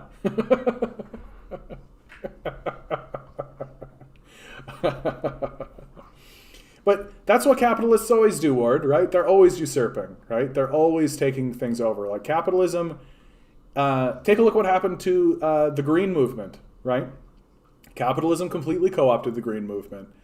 They co-opted the Pride movement. They co-opted the Black Lives Matter movement, right? They will change as long as people are willing to accept a change in the appearance of what capitalism looks like. As long as you can put a smiling face on the system and have people think that that's acceptable, then they'll be happy. But it's when you start demanding structural change that the capitalists will show you that the smiling face was just for pretend in the first place. I'm worried about the Victoria Day weekend too, Elias, for sure. I'm worried about all these weekends. I'm worried about all this kind of stuff. I'm worried every Saturday there's 1,000 people that shows up for a protest, for an anti-lockdown protest, dude. And like, you go down to that anti-lockdown protest and these guys are not, like, they're hugging each other, they're high-fiving, like, they might as well just be spitting in each other's mouths. It's not so gross, but like, they don't abide by any of these restrictions or rules or ideas or anything, right? Like, and they are tempting fate, and the virus will sweep through there. It will. It's just, history bears that out. I think I'm more logical and a little bit smarter. I won't be irresponsible, but I won't listen Ford, that idiot, and his crew. Yeah. I mean, yeah, that's the general opinion across the board. We've all been sort of abandoned to our own ends, right? Any gains we're making are hard fought, and like, the Ford administration is just an embarrassment at this point. Like, it's a complete embarrassment. Robert says, dude, no, I remember when the McDouble at McDonald's was $1.20 and the wage was about 10. Now a burger is 2 and the wage is... some of that has to do with inflation, though, bud. Like, some of that does have to do with inflation. Like, we've been experiencing a lot of it. We've been experiencing a lot of inflation because our solution to a lot of problems has been to print money, but we've refused to destroy money in response. That's how you defeat inflation, right? You got to tax money back. You got to destroy money. And so I think inflation probably has more to do with that than wage increases. Yeah, I'm worried about every holiday. Elias, yeah, that's fair, Ruth. I'm especially worried with cases being so low. People will take that as an excuse, yeah. I personally think raising minimum wage is a waste of time unless we have control over the actual prices of things. Yeah, that is a fair thing to say, Robert, that I generally take a multi-pronged approach that, like, we should raise the minimum wage, but we should also take control of the prices, right? We can do lots of things. We don't need to just choose one thing. That's what the capitalists always try to have you do, right? They always try to have you pick one thing so that they can narrowly kind of push you off into a corner. What they don't want you to do is come at them with this like multifaceted idea. They don't want you to constantly be like all over the place and be saying like, okay, we can take price controls over here, we can lower rent over here, we can do this, we can do that, we can raise the minimum wage, all these kinds of things. They don't want you to do a multi-pronged attack. They want you to do one thing. I mean, and fuck them. I think they shouldn't be part of the conversation at all. So we're quick to acknowledge a labor shortage or prices going up, but we won't talk about the misery of these low-paying jobs. It's taken for granted, and people are told to grow up and get a real job if they don't like it. Isn't that so disgusting, bud? Like, isn't that so disgusting that we tell people who are working a job that we are actively benefiting from? Like, when I go to a McDonald's, I am benefiting from the fact that there is a worker there doing that. And if the worker wasn't there doing that, I wouldn't be able to get my McDonald's. And then simultaneously, while we are enjoying the fruit of their labor and taking the product of their labor and consuming it for our own enjoyment, we despise them. We despise the people who are actually doing the work. It's very, very, very, very strange kind of position to take, right? That we tell these people to get a real job, and I'm like, but you're literally eating the food that they're making. Like, how is that not a real job, right? But we're in a very perverse society. Our society is very perverse and inverted in many ways. Yeah, it reminds me of people wringing their hands and wondering why people aren't having kids. Yeah, I can't imagine why people aren't having any kids. because kids are free, right? Because kids don't cost any money or time, right? America always musters the bipartisan energy required to do the shitty things, like blindly supporting an apartheid regime that massacres civilians with impunity. Yeah, Andrew Yang, bit of a disappointment. I'm standing with the people of Israel who are coming under bombardment attack and condemns the Hamas terrorists. The people of New York City will always stand with our brothers and sisters in Israel who face down terrorism and persevere. Yeah, Andrew Yang, he's trying to be the mayor of New York. And in American politics, you have to stand with the people of Israel. The Israel lobby is very very powerful in America. If you don't have the Israel lobby, like I just don't think you can be a politician in America. Like they're very influential. They're very connected. Yeah, and it's very clear. Like it's very clear that that's the case. Governor of California on $25 billion surplus. We believe people are better suited than we are to make determinations for themselves on how to best use these dollars. Yeah, right? Like, means tests don't work because there are like an infinite amount of things that can occur in the world and they're non-predictive, right? You literally cannot predict the shit that can happen in this plane of reality. And if you try to, then you're going to miss. And it's a guarantee that you're going to miss, right? So instead of that, just assume that a person knows how to spend money for themselves and understands that they know better than you do, and they always will, right? And stop trying to create a moral position that denigrates their needs. So these nobody wants to work signs show us a few things about the bourgeoisie. The first is that they really don't like the free market. Now that demands favor workers and they have to match competitive wage, they're whining. Yeah, of course they're whining. They always will. They'd rather blame workers for their failures than take responsibility. They'd rather complain on social media. Despite their hard work mythology, they'd rather whine than operate fryers on their own. It also shows that they need us way more than we need them. Yep, that's my central thesis. If we all got onto the streets, this would be over. We don't need them. Like it's not even that they need us more than we need them. Like we literally do not need them. They are not important. Like farewell, get rid of them. I love it when people say like, "Oh, if you raise taxes on the rich, then people will leave." My response to this has just become like, "I'll pack the bags. I'll create a government institution that they can apply to have somebody come to their house and pack their bags so they can leave." Get the fuck out of here.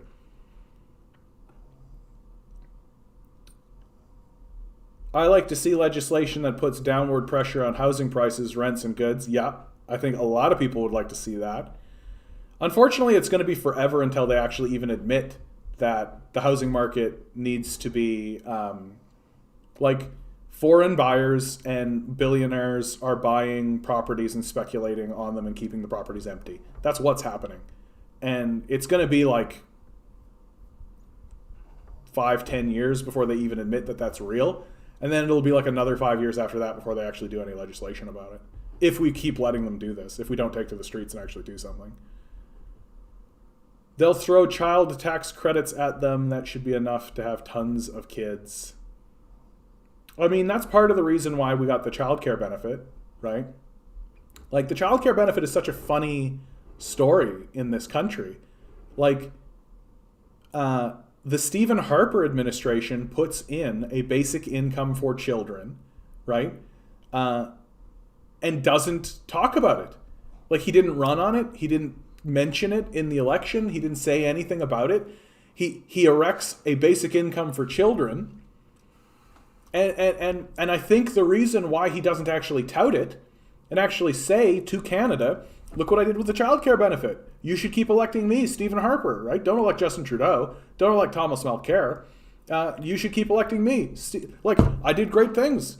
Your children are no longer in poverty because of me, because I did the childcare benefit. And I think the number one reason he didn't do that is because his own constituents would hate him for it.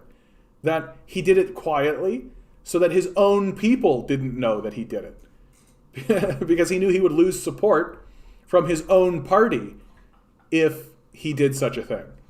Which really, I mean, that tells you what's going on in the Conservative Party.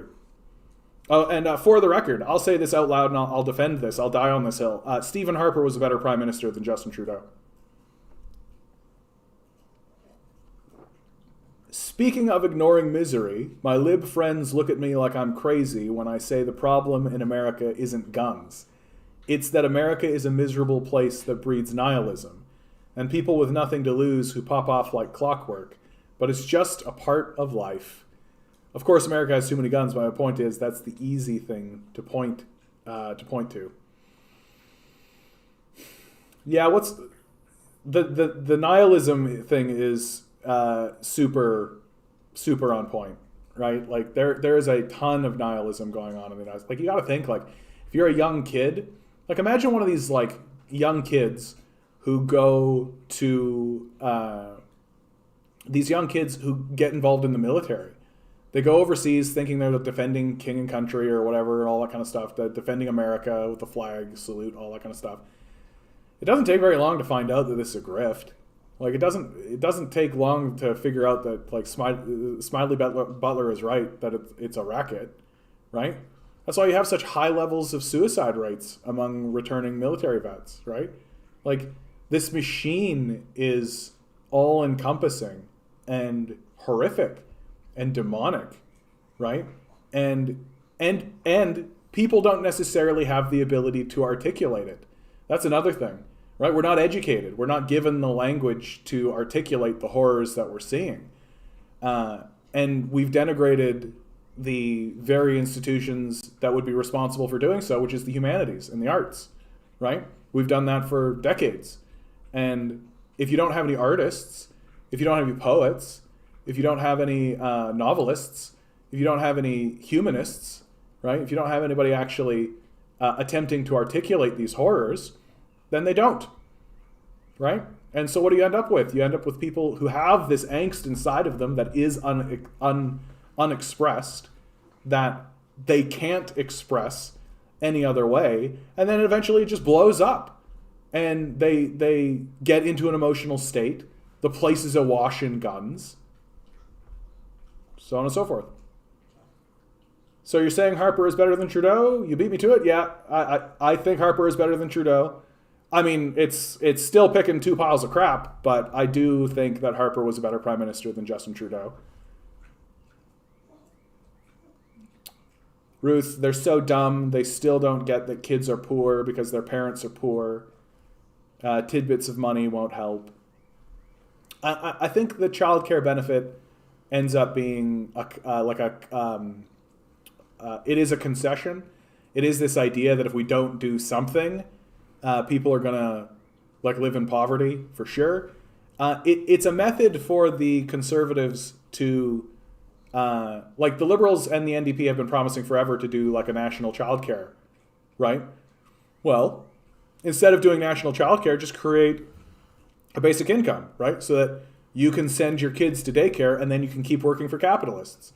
And so in a way, it is a way to maintain the power of the capitalist system while acknowledging that, like, yeah, if you don't actually try to help these kids, if you don't actually try to fund these kids, right, then first of all, you lose labor, right? Because if a mom has to stay at home to take care of a kid, she can't go and work the fryer at McDonald's, right?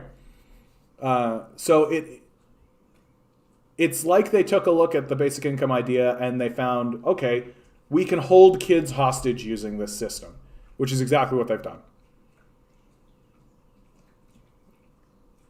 I have to get going, Elias. It seems like I'm on dog walking duty tonight. This has been really interesting. I feel like I'm learning a lot. Take care, everybody.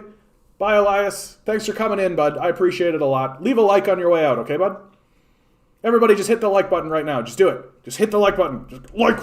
Just like the button. Tell me if this could work, okay? Let's set a price per square foot that is affordable for all rental prices units. Then let's create a department of the government that fines landlords for overcharging. And anyone can submit their landlord to this institution. Just get rid of the landlords. If you're going to set up some kind of organizational body, some kind of department of the government, just get rid of the landlords, right? Like, nationalize these skyscrapers, nationalize these gigantic apartment buildings, nationalize them, right? Get rid of the landlords. I did it. Hitting the like button is praxis. I don't think I understand what you mean, Brandon, but I appreciate it.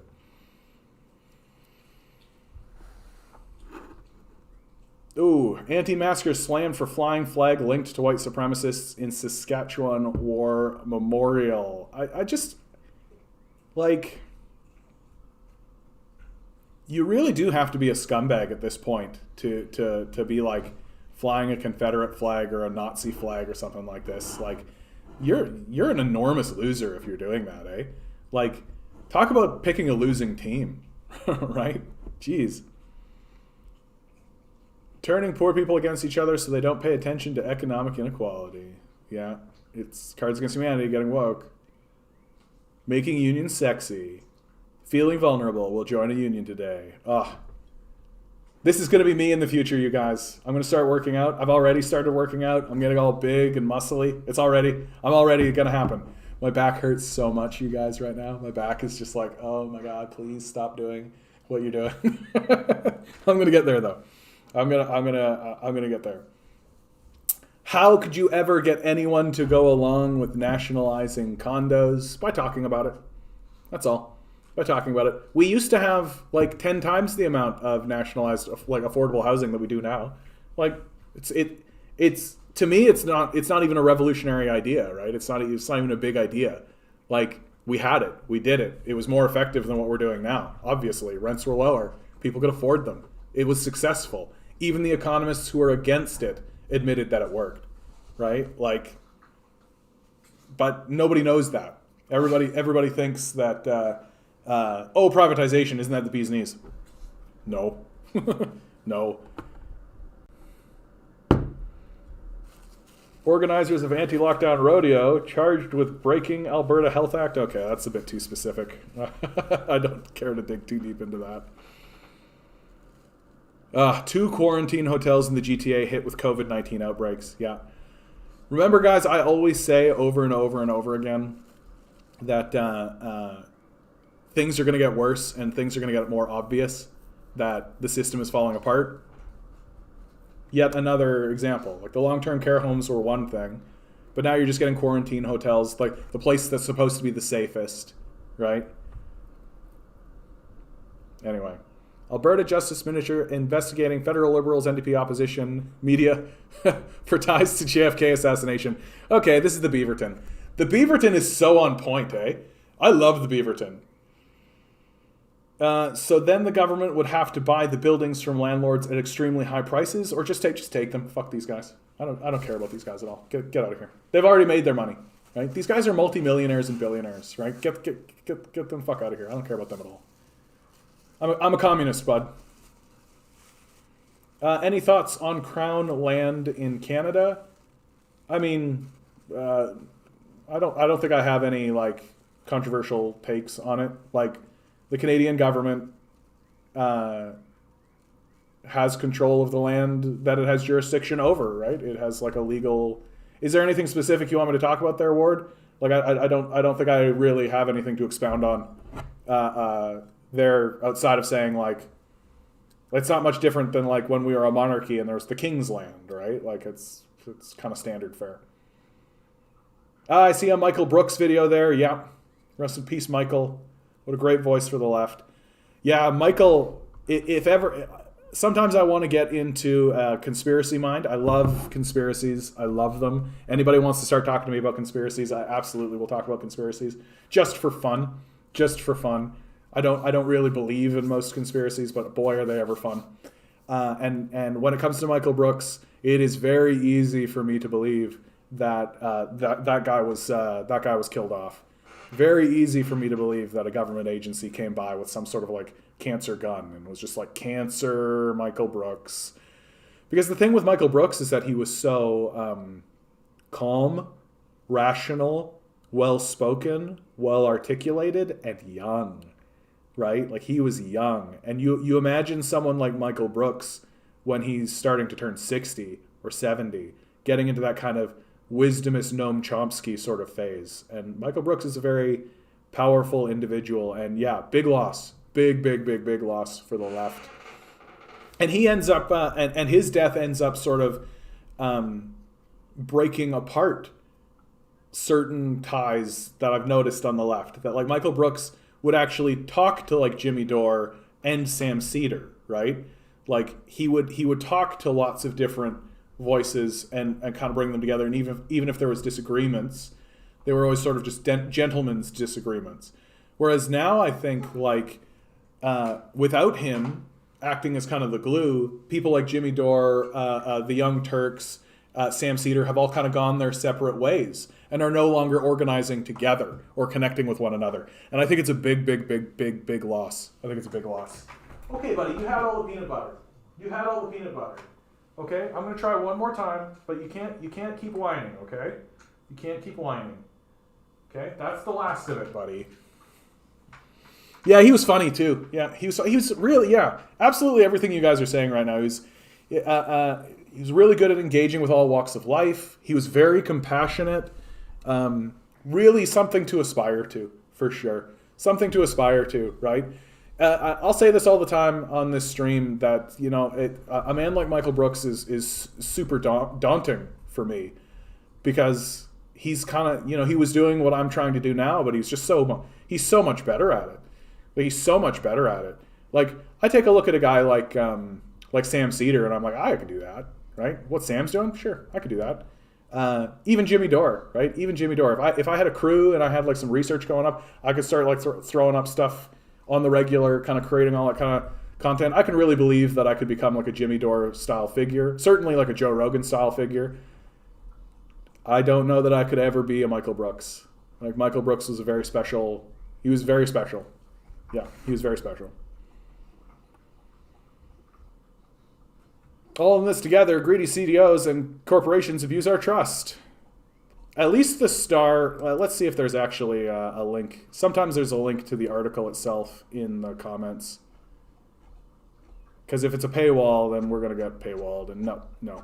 But like, yeah, like, and everybody knows it, right? Our government was aware of abuse of CEWS, right? Like, we've poured like billions of dollars into corporate power through this through this subsidy that was intended for small businesses, but of course, like Amazon got a hold of it, Walmart got a hold of it, and then on top of it, the Canada Infrastructure Bank is just a total disaster for Canada. It's a complete and total disaster for Canada, and as long as the Canadian Infrastructure Bank exists, we are an overtly fascist nation, in my view. I think the left is feeling very existential crisis-y. After Bernie campaign crash, there's not a foundation to unite everyone. And you can see how people are also starting to, like, oh, Joe Biden is actually doing a really good job. He's doing way better than I thought he was. And, all that kind of stuff. And, okay. But I feel like the left is falling asleep again. That it was more active under Trump. Which makes sense. It's easy to have a villain. And people want to hope. People hope that things will actually get better. But Biden is a very slippery salesman. He's a pathological liar. And he's just playing the Uncle Grandpa Joe riff perfectly, right? He goes in front of everybody and he just talks like this. Come on, man. Like, all that kind of stuff. And we kind of like that he's kind of gaffy and all that kind of stuff. But he'll always vote against your interests, as he always has. He never once has voted in favor of the working class. So, yeah, the left is feeling disorganized, I think, is the big one, right? The left is feeling disorganized more than anything. Nationalizing condos is not palatable. Regular Canadians will never go for this. Yeah, I think that more people would be in favor of finding landlords for charging too much. The police do this to drivers. Worth continued conversation, Robert. Worth continued conversation. I think you will be surprised how quickly people can turn once they're spoken to about a subject or a topic.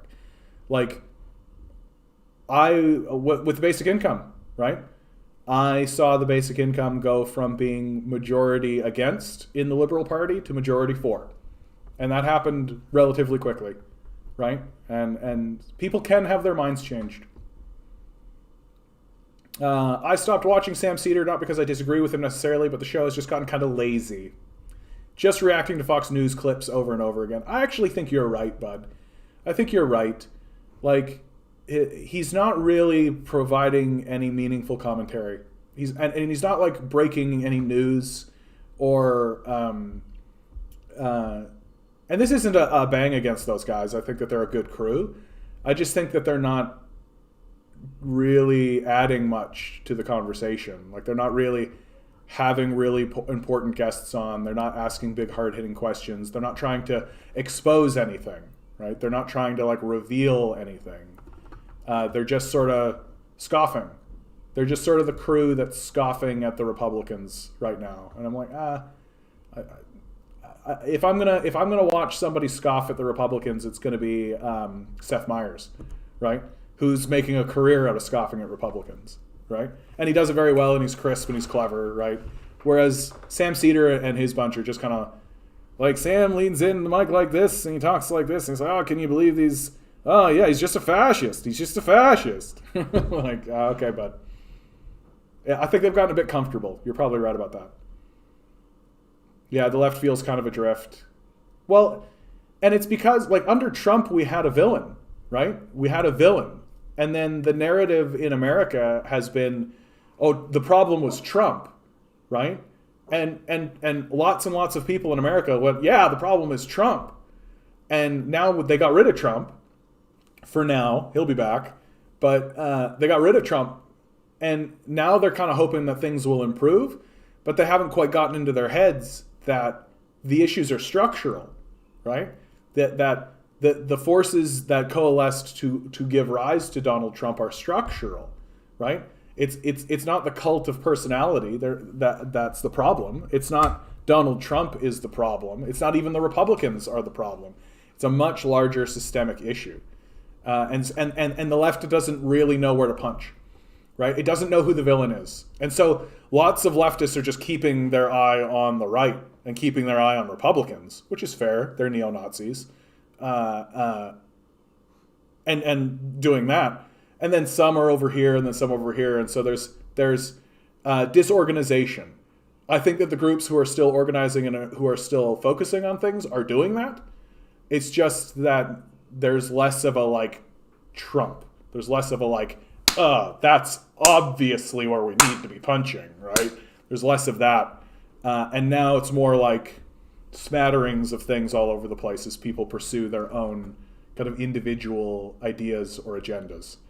And some people are still within the Democratic Party and trying to reform that, and some people are still trying to push forward on like the AOC and the progressive crowd and all that. Like, so... Yeah, I'm very suspicious of the portion of the left saying Biden's doing a solid job so far. He's passed a watered-down must-pass bill, and apart from that, cricket noises. Yeah, I'm most surprised at Noam Chomsky, who Noam Chomsky's brilliant. His inevitable death will be a big loss for all of us. He's somebody for us to look to, but he has praised the Biden administration. He has been saying that the Biden administration has done more than he expected, which, you know what, it is true. Like, Biden is doing more than I expected. I expected Biden to kind of just flip us all off and be like, aha, bitches, I'm the president now. But he is responding. So I think it's, people want to be hopeful. And more importantly, man, people, like, it's exhausting to do this. It's exhausting to do this. Right? It's exhausting to continuously live in this space that the society is collapsing. It's exhausting. And so people want to give it up, right? People want to give it up. They want to just believe that they can let go of it and trust that their politicians will actually take care of it. Salesmen are the highest paid individuals. Capitalists are the highest paid individuals. I hear what you're saying, Ward. Some on the left have gone to sleep and want to relax for a while. Yeah, other people like me thinks this is a Weimar period. Yeah. And what's coming feels like an inevitability. It isn't an inevitability, but I completely understand what you're saying, bud. I don't know what to call you. Onward. And just so if nobody knows what we're talking about when we say Weimar period, in Germany, Hitler attempted a coup much like the insurrection on the Capitol that just occurred, and it failed, and then he failed to seize power in the next election, and so was the fellow's last name Weimar? Was that what it was? Anyway, so who would be the Democrats in that structure, in that situation in Germany, came in, and they attempted to sort of return everything to normal, right? To go back to normal, right? And to pretend like, oh, we can go back and live in this kind of glory age and all this kind of stuff. And because they did that, it really seeded the ground for Hitler to seize power, because when the time for the election happened, people were like, well, my life hasn't changed, nothing's improved. And so why am I voting for you? And I think that Biden's fairly aware of it, though. Like the speech that Biden gave was very full of lots of acknowledgement, and lots of acknowledgement that we can't look backwards like that. We have to look forward. His admission that China is ahead of us even, right, tells me that Biden is doing what he can to not fall back in that kind of nostalgia. Like Biden as a figure is himself a nostalgia figure, right? He's a nostalgic person. Like, oh, the Obama era, back when things made sense. Back when we didn't talk about our atrocities. But I think Biden is aware of this and is trying to at least highlight, maybe on behalf of the people who are pushing from below, that we can't actually do that. So, but I do understand what you're saying. Like, if Biden doesn't actually help normal people on the ground, then Trump is going to become favorable again. Sam has good interviews, but the clips are a bit underwhelming lately. Yeah, exactly. If you've ever been in a car accident, time slows down and you can just watch it coming. I know exactly what you're talking about there, bud. I know exactly what you're talking about. We can live in hope. Like Farron Cousins and John, I don't know who these people are. Nope, the trouble is always the conservatives in every country. Yeah, there's something to that, Ruth. Like, conservatism is a dead ideology. It no longer functions, right? It doesn't even function for the people who are benefiting from it. Not really, right? Like, these people have enslaved themselves to this system, and the horrible shit that they have to do in order to maintain it. It's got to erode your soul. I hope the main narrative doesn't become the villain is white people. I follow leftist ideas because I truly believe affordability is an important issue, but I'm no self-hater. I mean, white supremacy does exist, Robert, but I understand what you're saying, right? Like that there is this sort of self-hating narrative. Like you watch a film like Django Unchained, and it's like you walk out of that film being like, oh, white people. And I mean, white people have been like a kind of a genocidal maniac race for 2,000 years plus, and it's tough. It's tough to thread that needle a little bit, but ultimately, I hope that the reason I say I'm a communist is because we need to talk about these things on class lines and not racial lines, right? That racial lines, while important, and I believe are important, and we should talk about them, and we should be honest about what's going on. But even liberals, heck, even conservatives often will, completely agree. They'll completely concede any racial argument you want. They will never concede class issues, right? And that's why it's important for us to talk about classes, right? The precariat, the middle class, right? That idea, the administrative class, the managerial class, and of course the capitalist class. These are important things for us to talk about. More important than racial issues, more important than gender issues, because liberals and conservatives will have healthy, long-winded debates about race and gender, and even concede major points and even eliminate legislation or pass legislation or let people do this, let people do that. As long as you show up to work at 9, as long as you show up to work at time and work your shift and don't complain about it, Sure, you can be gay and a minority and do whatever religion you like and do whatever kind of stuff you want, as long as you work for me, right?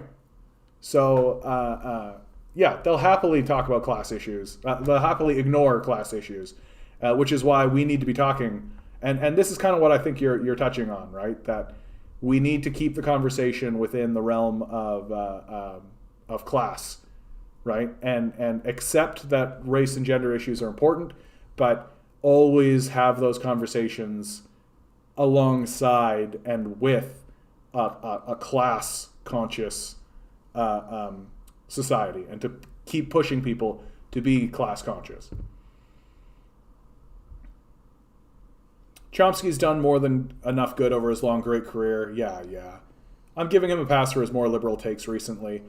Honestly, Brandon, I think it also has to do with, like, he's really aware of the horror show that this could devolve into. Like, he lived through the World War II period. He lived through the Great Depression. Like, he's very aware in real, tangible ways where this could degrade to. And so any movement away from that has got to be positive, right? That it's easy for us, I think, who didn't live through it, to think about these things in a more abstract or maybe even naive sort of way. Whereas it seems to me like Chomsky has at least got his opinion rooted in a deep, dark reality that you and I have not yet tasted in our society, not in a real way. Biden didn't expect to get where he is. I think the path was always there for him. Once he became the vice president, the path was always there for him. I have great respect for Chomsky, but over the last 10 years, he seems super focused on climate change. Yeah, I think that's correct. But I'm not sure what he thinks the ineffectual Democrats will do about it. His position has been always that at least the Democrats acknowledge it's a problem, right? That the Republicans deny it exists, or if they don't deny it exists, they don't think it's a problem, right? And his position is very simply, at least the Democrats are acknowledging that it's real. So we'll move forward from there. The economy is in the doldrums, right? The pandemic is convenient. Yeah, we're in the middle of a depression, guys. Like once the pandemic can no longer be used as an excuse, the realities that this is an economic depression will become real, right? That, well, why aren't we recovering? Why aren't we doing this? What's going on? What's happening? Because all the money is being hoarded in offshore accounts. You can't have an economy under those circumstances. The structure of the society is collapsing into neo-feudalism. Like it's pretty clear, right? It's pretty clear. Trudeau is a convenient distraction for cons and Ford is one for the libs. I mean, the liberals and the conservatives, when it comes to class, are allies, right? They're class allies. They'll, as I was saying before, they'll debate one another on gender issues and on race issues and all that kind of stuff. But when it comes to class, they're tightly aligned, right? So as long as you're voting liberal, you'll always be a wage slave. There's another YouTube, Irami Ose Frimpong, who in one video touched on this. The focus needs to be class, race, gender, otherwise you keep it going, but with diversity, exactly, right? Drop bombs that are painted like rainbows, right? Like imperialist intersectionalism, right? That like, of course, as long as you keep talking about race and gender, right? But you're okay with dropping bombs and you go to work on time. The Empire is fine with that. They'll paint a rainbow on the side of their bombs, right? For sure. They'll put BLM on the side of their fighter jets, right? They'll sell you a product that is painted green and says good for the environment no matter what, right? They'll do whatever it takes, right? Guys, and this point is going to get way more obvious as time moves forward.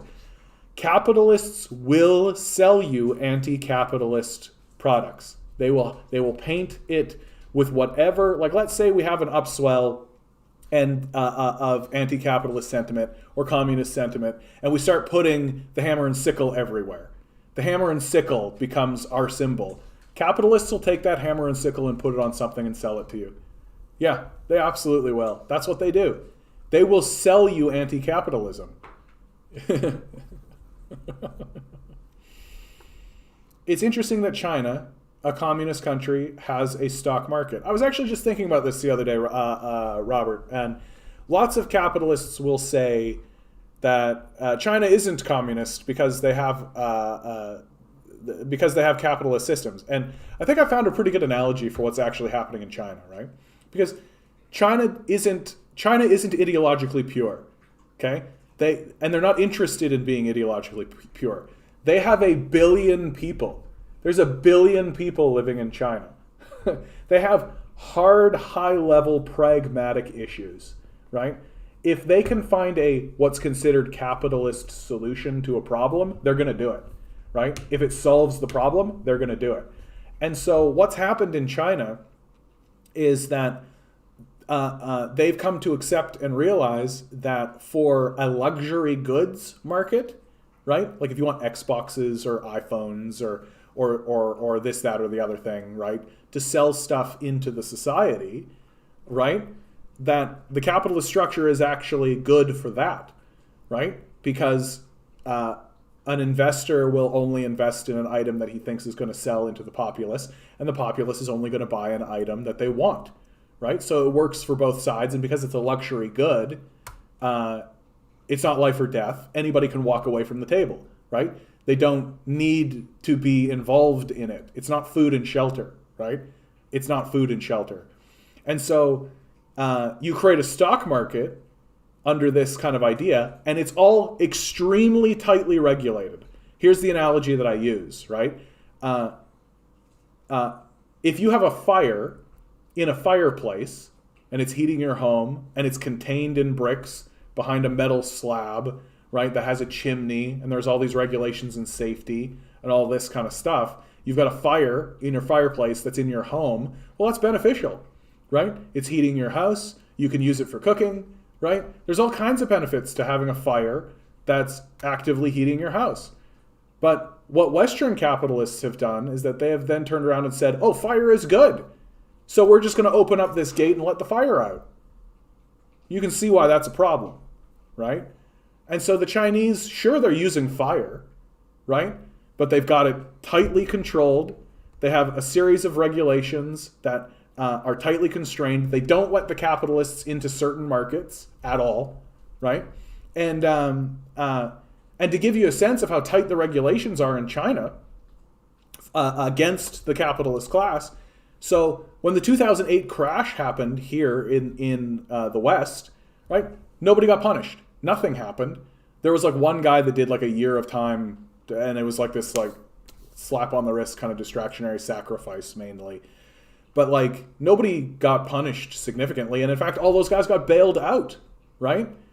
So in China, one of the billionaires there did something along those similar lines, attempted to manipulate the stock market for his own benefit, which threatened the life of the stock market, and they executed him. Right? Seems like tighter regulation to me.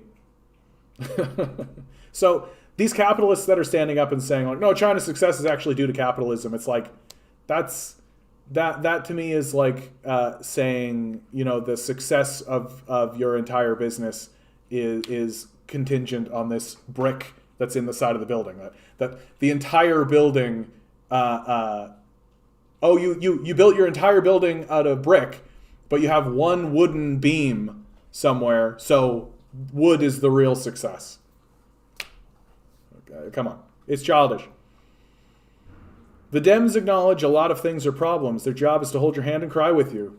That's exactly right. That's exactly right, Onward. You're hitting on it, right? Like that they'll say anything if you're willing to accept platitudes, then they'll give you all the platitudes they possibly can.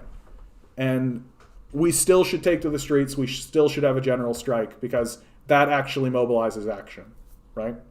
And forces them to actually make good on their promises and make good on their statements. Same party, different title. Yeah. It's that old left wing, right wing, same bird, right? I love that phrase, and it's absolutely the truth. Nazi Confederate flags being flown in 2 Alberta towns. Ugh. Remember when we used to kill Nazis? Anybody? Anybody remember when, like, I knew people who killed Nazis, who, like, killed them, and we were supposed to have high levels of respect for those people, right? We had high levels of respect for people who killed Nazis. And all of our heroes, remember Indiana Jones? He would just be killing Nazis, and everybody would be like, yeah, Indiana, kill those Nazis, right? Where'd that all go? Where'd that all go? Why are we supposed to take these guys seriously at all, right? Every hero I ever had growing up killed Nazis. And now all of a sudden we're supposed to be like, oh, well, you don't want to do something to the Nazis or else then you're the Nazi. It's like total bullshit. Like, it's total fucking bullshit. Like, these people should be, like, at barest minimum, we should be taking these people and we should be putting them into jails. Like, they should be no longer part of our discourse, right? My grandparents went and fought in wars and killed Nazis. Like, no, fuck these guys. So you're telling me you believe Hebrews are entitled to the land of Israel because their ancestors once lived there? That's pretty on point for what we were talking about before with the state of Israel. Yeah, I like this meme a lot. That's a really good meme, actually. I'm going to share this into... I think, you know who's going to like this is the Canada Left crowd. They're really going to dig this.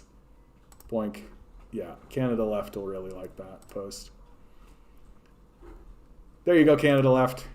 You're welcome. You're welcome. Reports are 25% of gas stations are dry here in Atlanta. Wow. Wow. Gas prices must be going crazy, dude. Are gas prices going out? Are they going up? Like, is it going nuts? This is something I've been saying all the time, man. Like, we like to pretend like we're going to make this great transition. We're going to pretend like we're going to go from, like, gas and fuel and all that kind of stuff, and we're just going to switch over to, like, electric cars and all this kind of stuff. But it's not going to be clean. It's not, and I don't mean clean in terms of, like, pollutants. I mean, like, it's not going to be a smooth transition. We are just going to have to accept that we are not going to have those resources. It's just going to happen that way. And whether we like it or not.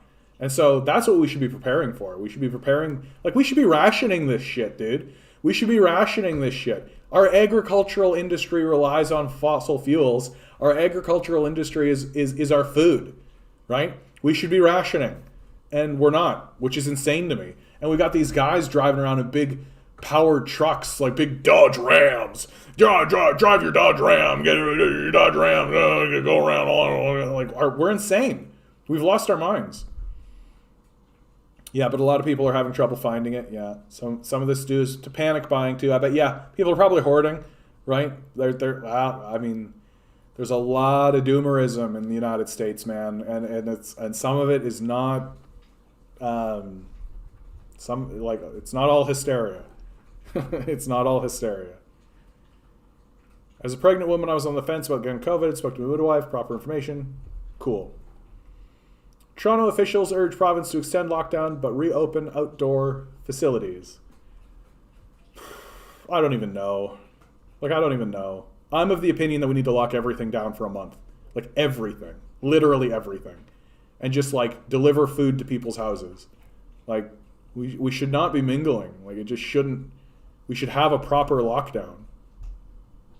But we're very dumb. We're very dumb. Federal government says 600,000 doses of AstraZeneca due in the coming weeks, with another 1 million in June. Phenomenal. Phenomenal. I'm generally of the opinion, like, I occasionally run into people. I don't think it's the majority position, but I occasionally do run into people who are like, oh, these people are screwing up the vaccine release, and now they could be doing it better and all this kind of stuff. And I'm like, I don't know, dude. Like, it's always going to be a catastrophe. Like, it's always going to look stupid. That kind of high-level organizational cluster, I don't even really go after Doug Ford about this, because it's just like, what an enormous project to have to do in, like, a short period of time. It's a shame that we're completely undercutting it, right? That's the shame. The shame is that we are not selling or producing vaccines for poor nations. And so these poor nations are not going to get vaccinated. And so vaccines that mutations or variants of COVID that step around are going to come in and they're going to knock us out. Right? That's what's going to happen. 13 viewers. It's really great, guys. That's really great. It's really great. I'm really pleased with how this is going. First 2 days, 13 viewers, both times. Lucky 13. Pretty happy about this. Why are we slowly giving in to the idea that we'll just have to live with COVID at an acceptable level of death? Yeah. Meanwhile, China figured it out, and they're having raves. Yeah, because they locked it down. They just straight up locked down. Thanks, Ward. Yeah, and they didn't like fake lockdown, right? They didn't lock down and then still have workers get on the TTC and then get into their workplaces, then get back on the TTC and go home, right? They locked down, which is what we have to do. I've had my 5-person bubble, and that's where we are open shut. Whatever, I have Kofi in my car with the window open while my friend is in hers. Yeah. Yeah, that's such a pain in the ass, eh, Ruth? What a pain in the ass that is. Yeah, man. When this whole thing is finally over, people are going to lose their minds. We're going to have like there is going to be some kind of cultural upheaval, right? Think along the free love movement, right? The revolutionary statements that happened during the free love movement. You're going to have a similar thing happen. I wonder how long it'll take before a mutation that doesn't give a shit about these vaccines hit our privileged countries. A few months maybe. Brandon, they're already here. I've already read reports that they're showing up in our ICUs already. Like, yeah, I've got relatives in Australia. They seem to be doing well from what I've heard. It's easier for Australia. They're an island, after all. You know, you just shut down the airports, don't let people in. But like here in Canada, we're sharing this border with the United States. It's a total clusterfuck. I like your focus on how shallow work for many people are. How shallow work is for many people. I think, yeah, anyway. Personally, I went to school to get a career, and it's like, well, this isn't fulfilling all, and society seems to be slowly crumbling. Yeah, Dan. Yeah, Dan. Like, and the way our education system works is just a scattershot, right? It's just like, there's no actual communication beside the industry and the education. So like you have like an industry and it really just needs these two positions filled. And so then you have this many people get trained for that position, they apply for it and then connect here, and then these two are told to go fuck off, right? Will the vaccine even help with variants? No, some of them, but there are some that are that sidestep the variant. And you take a look at what's going on in India, right? Like, you think that there aren't going to be major mutations that happen in a population that's like 1 billion people that live in India, like, and they don't have any vaccines, they can't afford the vaccines, they have no productive capacity, all of this kind of stuff. The place is a shit show. They're burning people in the streets, right? Like, it's a catastrophe across. Nobody. I know. And that's coming our way. That's coming our way. Okay, buddy. Okay. Bark, bark, bark. Bark, bark, bark. Pug. Incoming pug. Incoming pug. Whoop, whoop, whoop. Ah.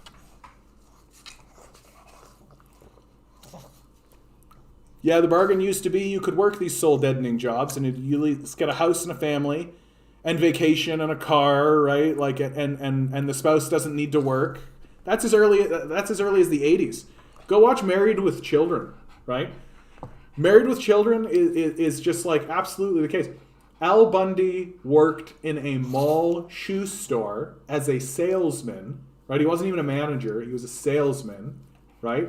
His wife did not work, right? He had 2 kids, a car, a shitty car, sure, but a car, and a house. And they would go on vacation, right? And people watched that show and they thought, yeah, that's reflective of my lived experience.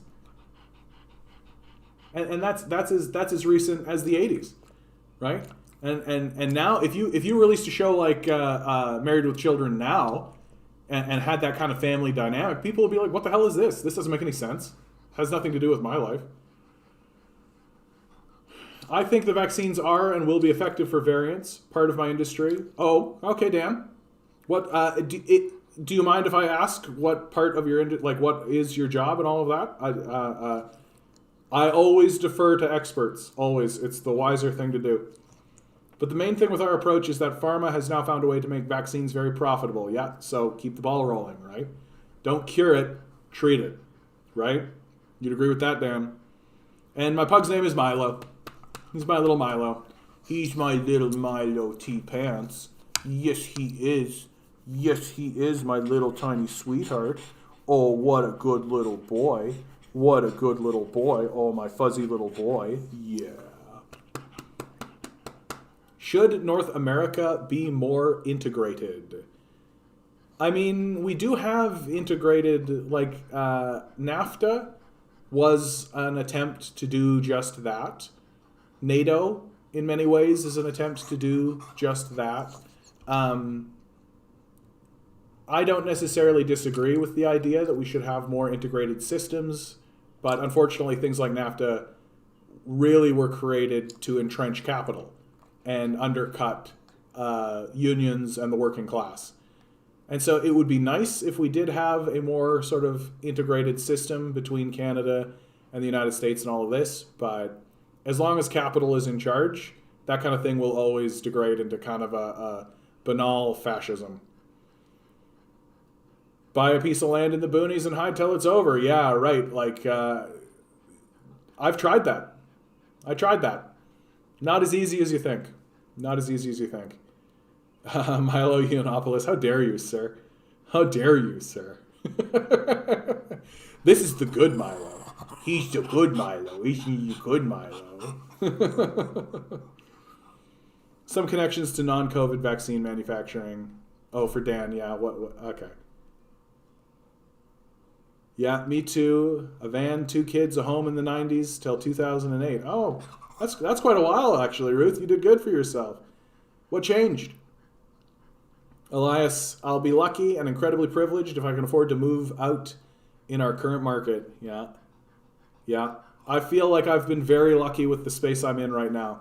And it is a very fortuitous story that lands me here, and one, unfortunately, I can't get into for various reasons. But I've been completely blessed. Like this what I'm experiencing right now, right here with this live stream in this space is an absolute blessing.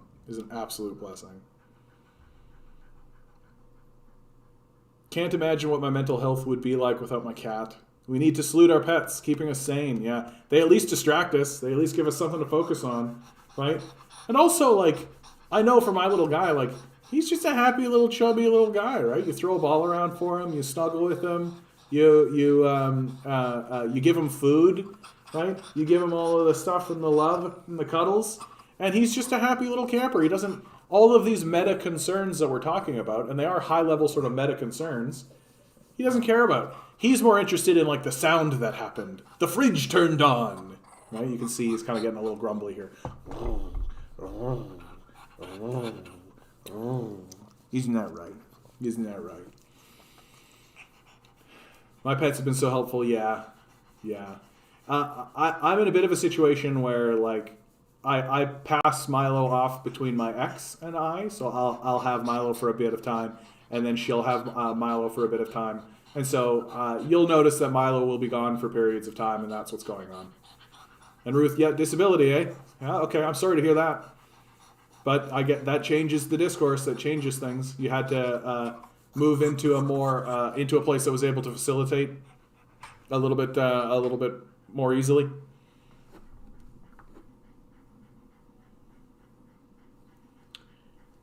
Sorry, but we are closed due to no staff. Turns out no one wants to work anymore. We are now hiring. If you would like to apply, please go to our website, fill out an online application, then submit a resume with all of the exact same information, including the application, as well as a cover letter that summarizes the things in the resume and application.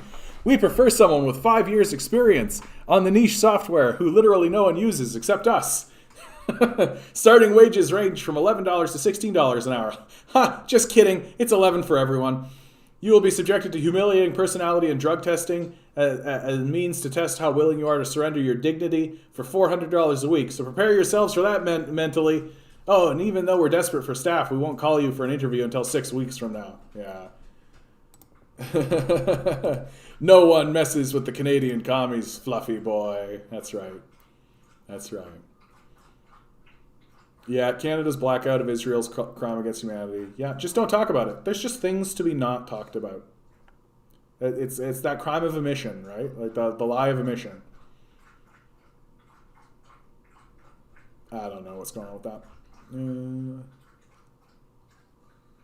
Ontario will no longer give AstraZeneca COVID-19 vaccine as first dose due to blood clot risk. My understanding is that the blood clot risk is actually quite low. So I moved with my mom after my dad passed. My condolences. Work injury.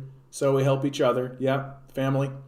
I think about that all the time, right? Like there's definitely a chance that I will end up moving back to Manitoba. I don't know what that would look like. I don't know if I would move in with my mom or if I would move in, or if that's even on the table. I don't know, but that's certainly something that I am aware is possible and potential in my future. And it's at this stage in the game, it is really coming down to just family, right? That you're reconnecting with family and trying to get through it all together best we can. And Ruth, our disability system sucks, eh? Like our disability system sucks ass. Like I was talking about this yesterday, but like we give a third of the amount of support that they do in the Nordic countries to disabled people. We give less support to people here than they do in America. That's how bad we're doing when it comes to the disabled. We've just completely sidelined the disabled here and just been like, okay, you're off the corner. Yeah, it's gross. It's just gross. Yeah, it's really hard because you're always their child. Yeah. How old am I? I am 37. 37? 38. I'm actually 38. Is that correct? I'm going to say yes. I don't really keep track of it.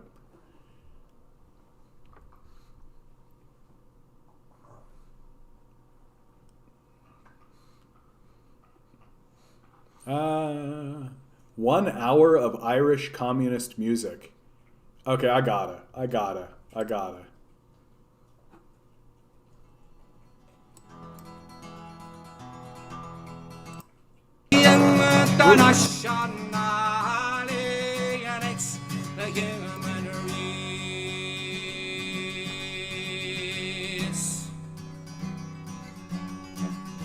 Yeah, the clawback is brutal, eh? What the hell is that?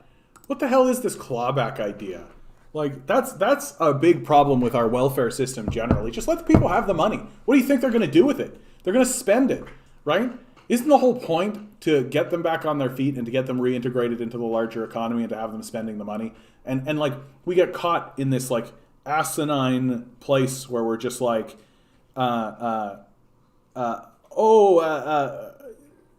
it's this moralizing of it, that they have to earn it somehow, as if we couldn't just subsidize everybody's wages through governmental supports and just let people live their fucking lives, right?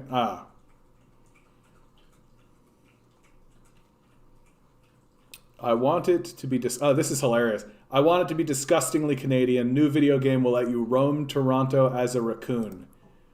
I wonder how serious this actually is. I wonder how genuine it actually is. Like, are they going to show us anything? Oh, just like an image. I think it'd be great. Raccoons are living the life here in Toronto, man. I love it. I would love to be a raccoon in Toronto right now. I think your life would be so simple, straightforward. You wouldn't have all this bullshit When we're gone, when the human species messes it all up and we're toast, it's the raccoons that are going to take over, for sure, for sure.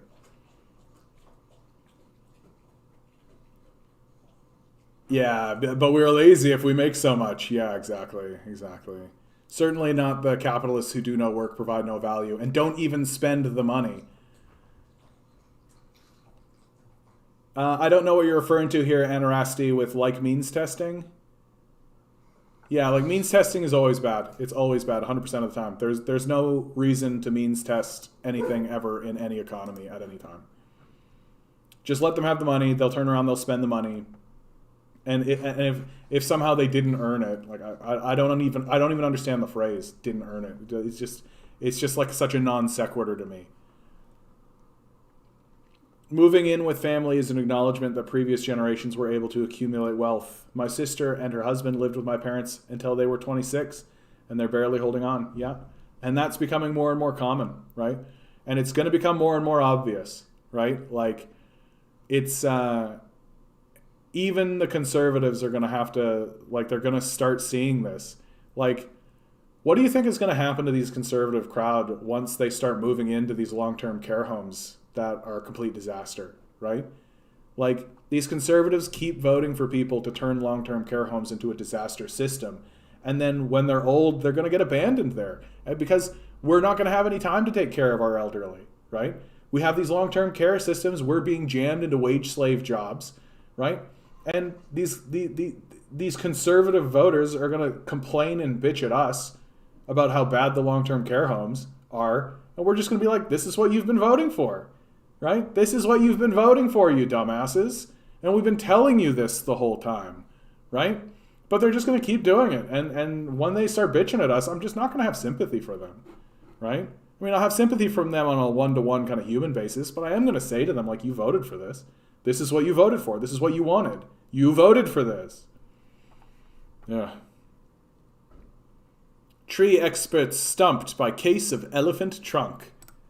Let's have a little bit of light. Let's lighten up a little bit. Is it a birch? Standing next to Ripple Beach. Yeah. Oh, okay.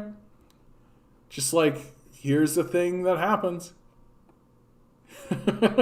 Cool story. Cool story.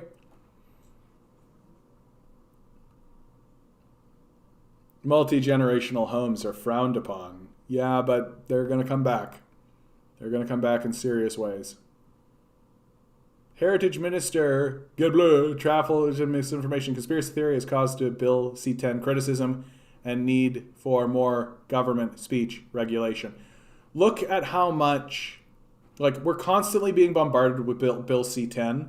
It's complete distraction, right?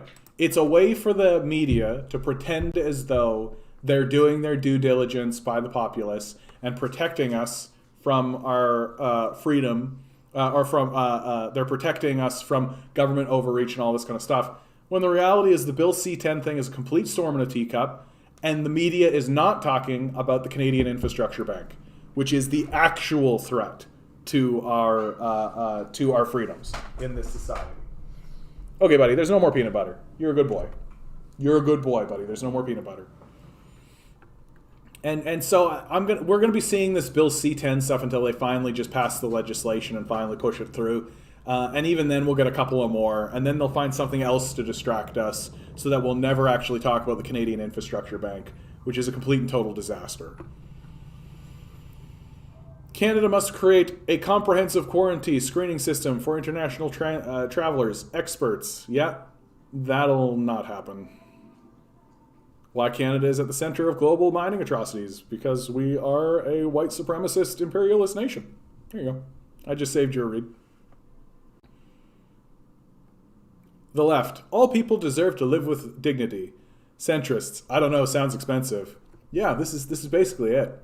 If you wanted to make it even more grotesque, not even saying the left, all people deserve to live with dignity, but say my statement, like my central statement is everyone should have food and shelter. Everyone should have food and shelter.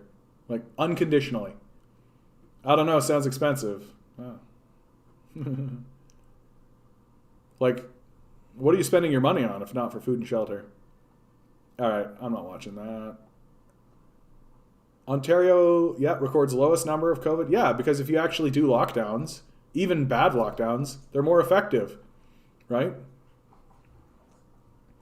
Banks hate it when you are free. Americans are paying down their credit card debt at levels not seen in years.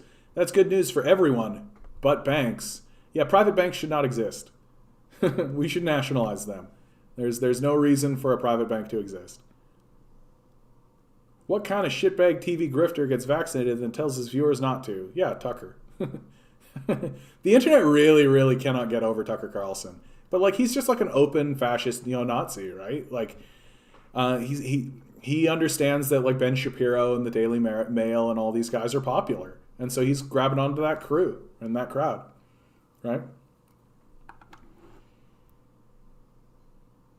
Multi-generational homes never went away for many. That's very true. Yeah, multi-generational homes never went away for many black and brown people. Yeah, no more peanut butter. I know. No more peanut butter. If it was up to him, he'd have like a whole jar of peanut butter every day.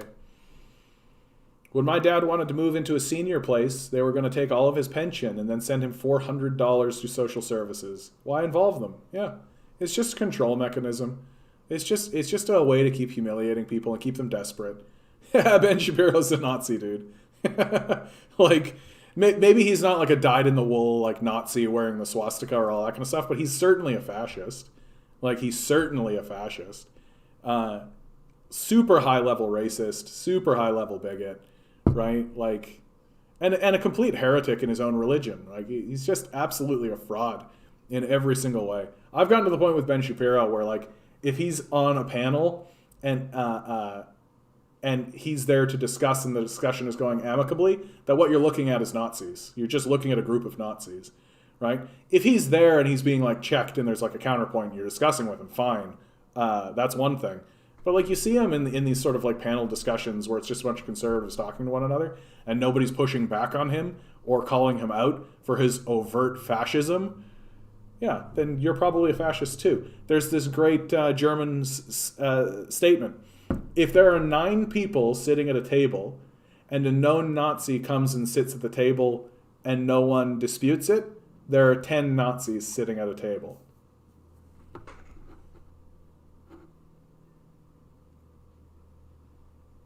PM says Canada will have enough COVID-19 vaccines for a 1-dose summer. Okay, cool. Cool. We'll still be dealing with this in a year's time. Doug Ford solves Ontario's healthcare crisis by sending out a nice little thank you tweet to nurses. Yeah. Doug Ford has cut funding for the healthcare system in the middle of this pandemic because he's a complete and total shitbag. So I'm glad to see the Toronto Herald taking the piss out of him. This again, yeah. BC, Premier to introduce paid sick leave legislation. Only took a year and a half. And it'll probably be like 2 days or something. I don't bother with people. Some people are like nails on a chalkboard, yeah. Every time I read reporting about this gas shortage, the media cannot help but go, boo, Russia, Putin. Yeah, the old McCarthyism, right? The Red Scare propaganda, right? And that Red Scare propaganda is really useful for the media right now to deflect. Like, when Hillary Clinton loses to Donald Trump, right, instead of the Democrats and the pro-Clinton crowd reflecting on why their candidate lost, reflecting on any of that kind of stuff, immediately started to blame everybody else, right? And then finally you get through that, and you have to actually start having a sincere discussion about, okay, well, why did our candidate lose? But instead of doing that, they just started to do a whole bunch of Russia scare conspiracy theory propaganda, right? And like the Russia scare propaganda stuff that I'm seeing existing in the left and in the Democratic Party is no different than the QAnon stuff, right? Like, QAnon is a high-level conspiracy theory that took over the Republican Party, right? And this Russia scare stuff, like the Russiagate kind of stuff, is no different. It's just a conspiracy theory used to deflect attention away from the fact that Hillary Clinton is like a narcissistic sociopath too, right? Like, she cackled when she murdered Gaddafi, right? Like, we watched her do it. Like, she's crazy, and we all know it, and and the and so instead of self-reflecting, they just use Russiagate and this Russia propaganda in order to just pretend as though there's this external threat that doesn't exist. Like, how weak are you as a country if Russia is able to take over your elections, right? Like, but simultaneously, America's the strongest country in the world, right? It's a classic fascist narrative that your enemy must simultaneously be weak and strong, right? So that you can use them in any situation. They are both your primary villain that you must be fighting against constantly, but you are the supremacy. You are the superior. Watch the video Ben Shapiro destroys a cancer patient. I'm not going to watch that video, Robert. Cody Johnson, Some More News, did a great video on Ben Shapiro called Perhaps No One Should Take Ben Shapiro Seriously. And then he followed it up with a second one about Ben Shapiro's racism. And as far as I'm concerned, his pieces on Ben Shapiro are definitive. So I recommend watching those. I remember watching the news for barrel prices because the gas price was the same. Oof. Did you see Starbucks announce the whole 3 paid sick days? Yeah. The most meager scraps after a year of the pandemic. No one knows or has the power to pressure their bosses. Yeah, we need a general strike. We need a general strike. How long is the video, Robert? Maybe I'll just put it on.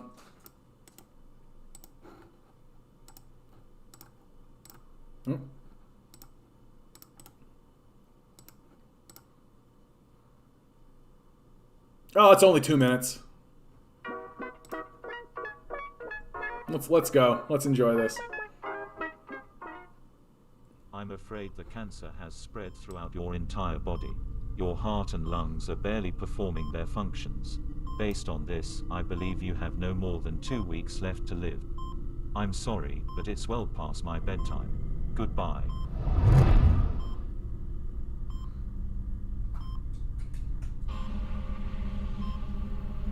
Facts don't care about your feelings. So you have 2 weeks left to live, allegedly. Sure, let's say you have 1 week left to live. That's 1 week of labor costs at your hospital for every employee that takes care of you. That's thousands of dollars that could have been spent on bombing Iran. My master, Ben Shapiro. Okay. How's the sound on that end? Like, if I play something on my desktop, is the sound coming through okay for you guys? Like, is it okay, thanks buddy. Is it pulling the audio from the video directly, or is it literally coming through my crappy mic, like my crappy, not my mic's quite good, but the crappy speakers here that I have on this monitor? Which one's it doing? It sounds good? Oh, okay. In that case. Century slave owners put it in the Constitution. Simply epic, sir. Let's say I'm a It's so creepy. Let's say I want to eat your flesh, okay? If healthcare is a human right, which includes abortion, then logically, cannibalism is also a human right, correct? Let's say I've already consumed your whole family, Mr. Erickson. Hypothetically speaking, what can you do about it? Own him with logic, my master.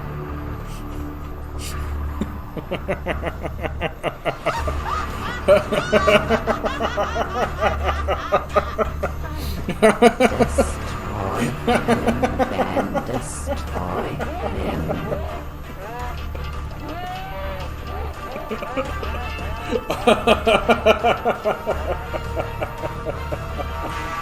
I will eat your ass. What?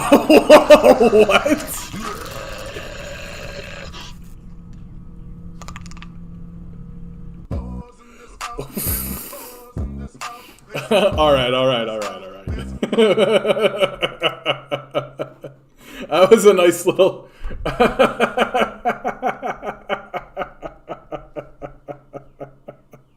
That was a nice little divergent. Yeah, I'm glad videos like that get made. Like Ben Shapiro, we're in this era of super villainy, right?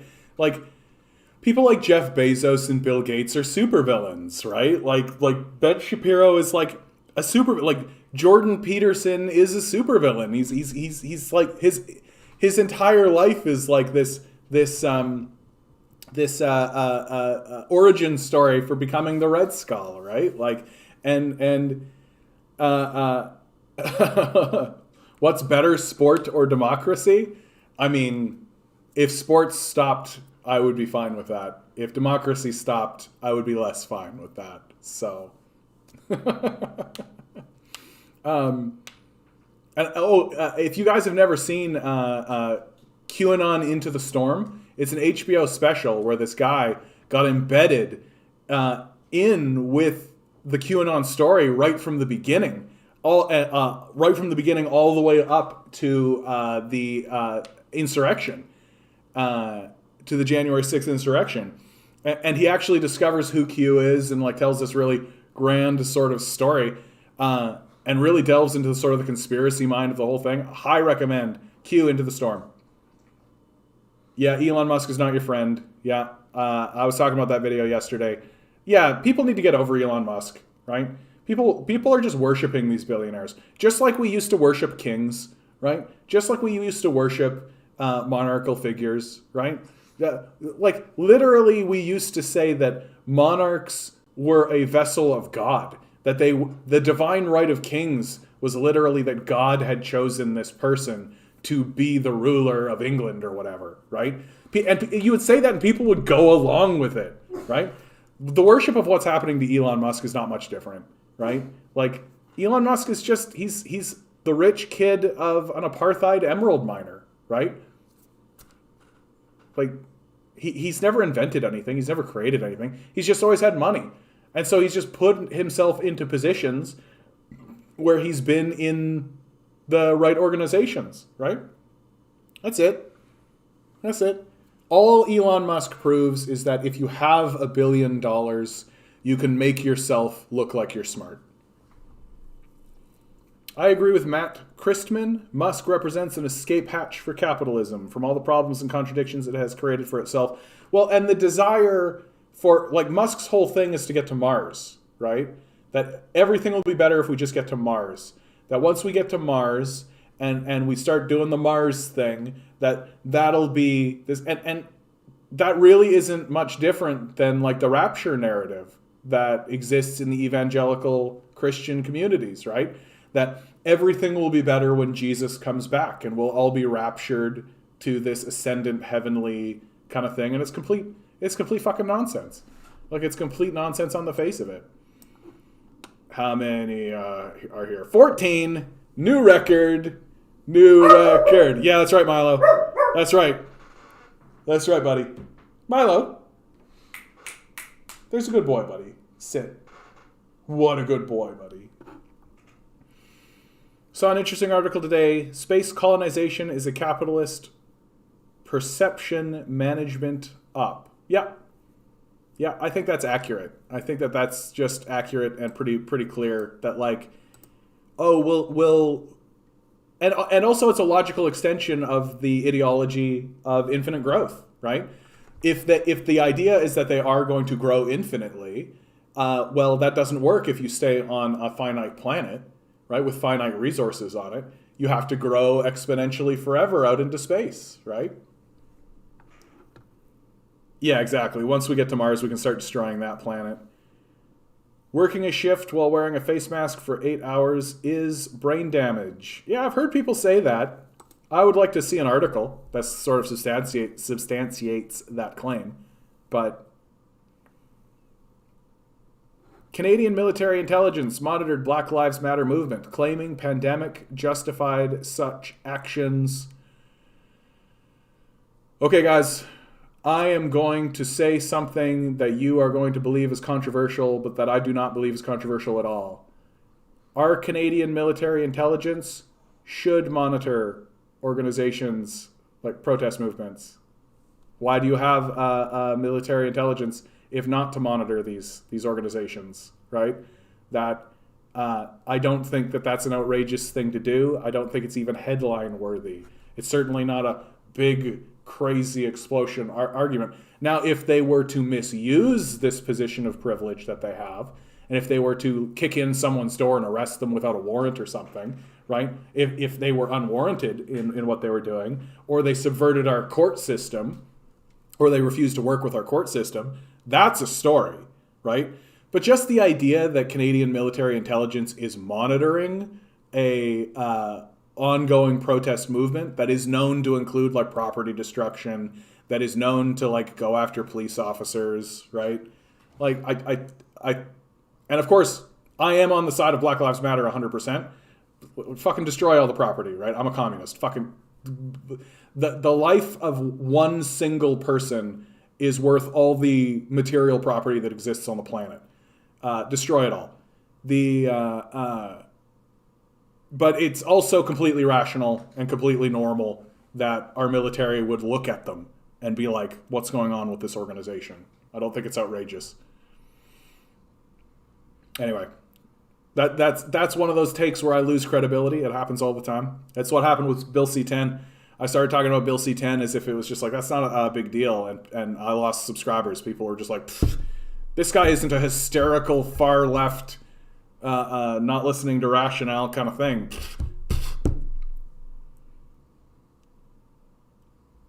I'm not worried about the average person, but there are definitely people infiltrating it for their own needs. Like infiltrating Black Lives Matters?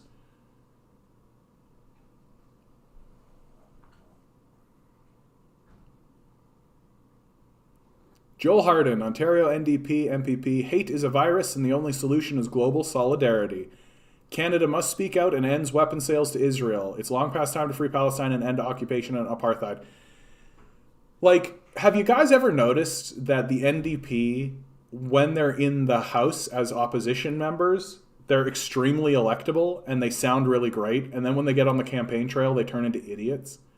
Like, boy, do I ever wish that we could actually see these guys on the campaign trail, right? They'll just disappear. Yeah, and I mean,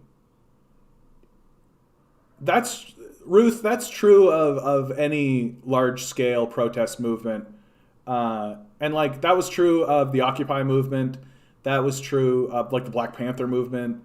And yeah, some people are... Not only are just people going to infiltrate it in order to try and co-opt it and direct it themselves, but you'll also have agent provocateurs, which are literally police officers who go and start doing property damage in protests in order to discredit the protest and allow the police to move in, right? So it's a very complex issue, I think, is what I'm trying to get at. Oh, sorry guys, this is gross.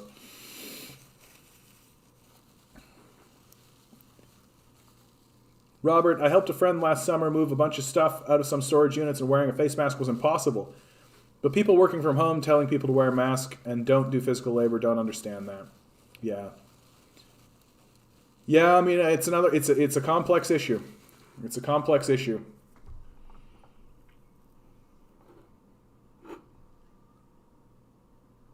Ugh, I don't want to see that.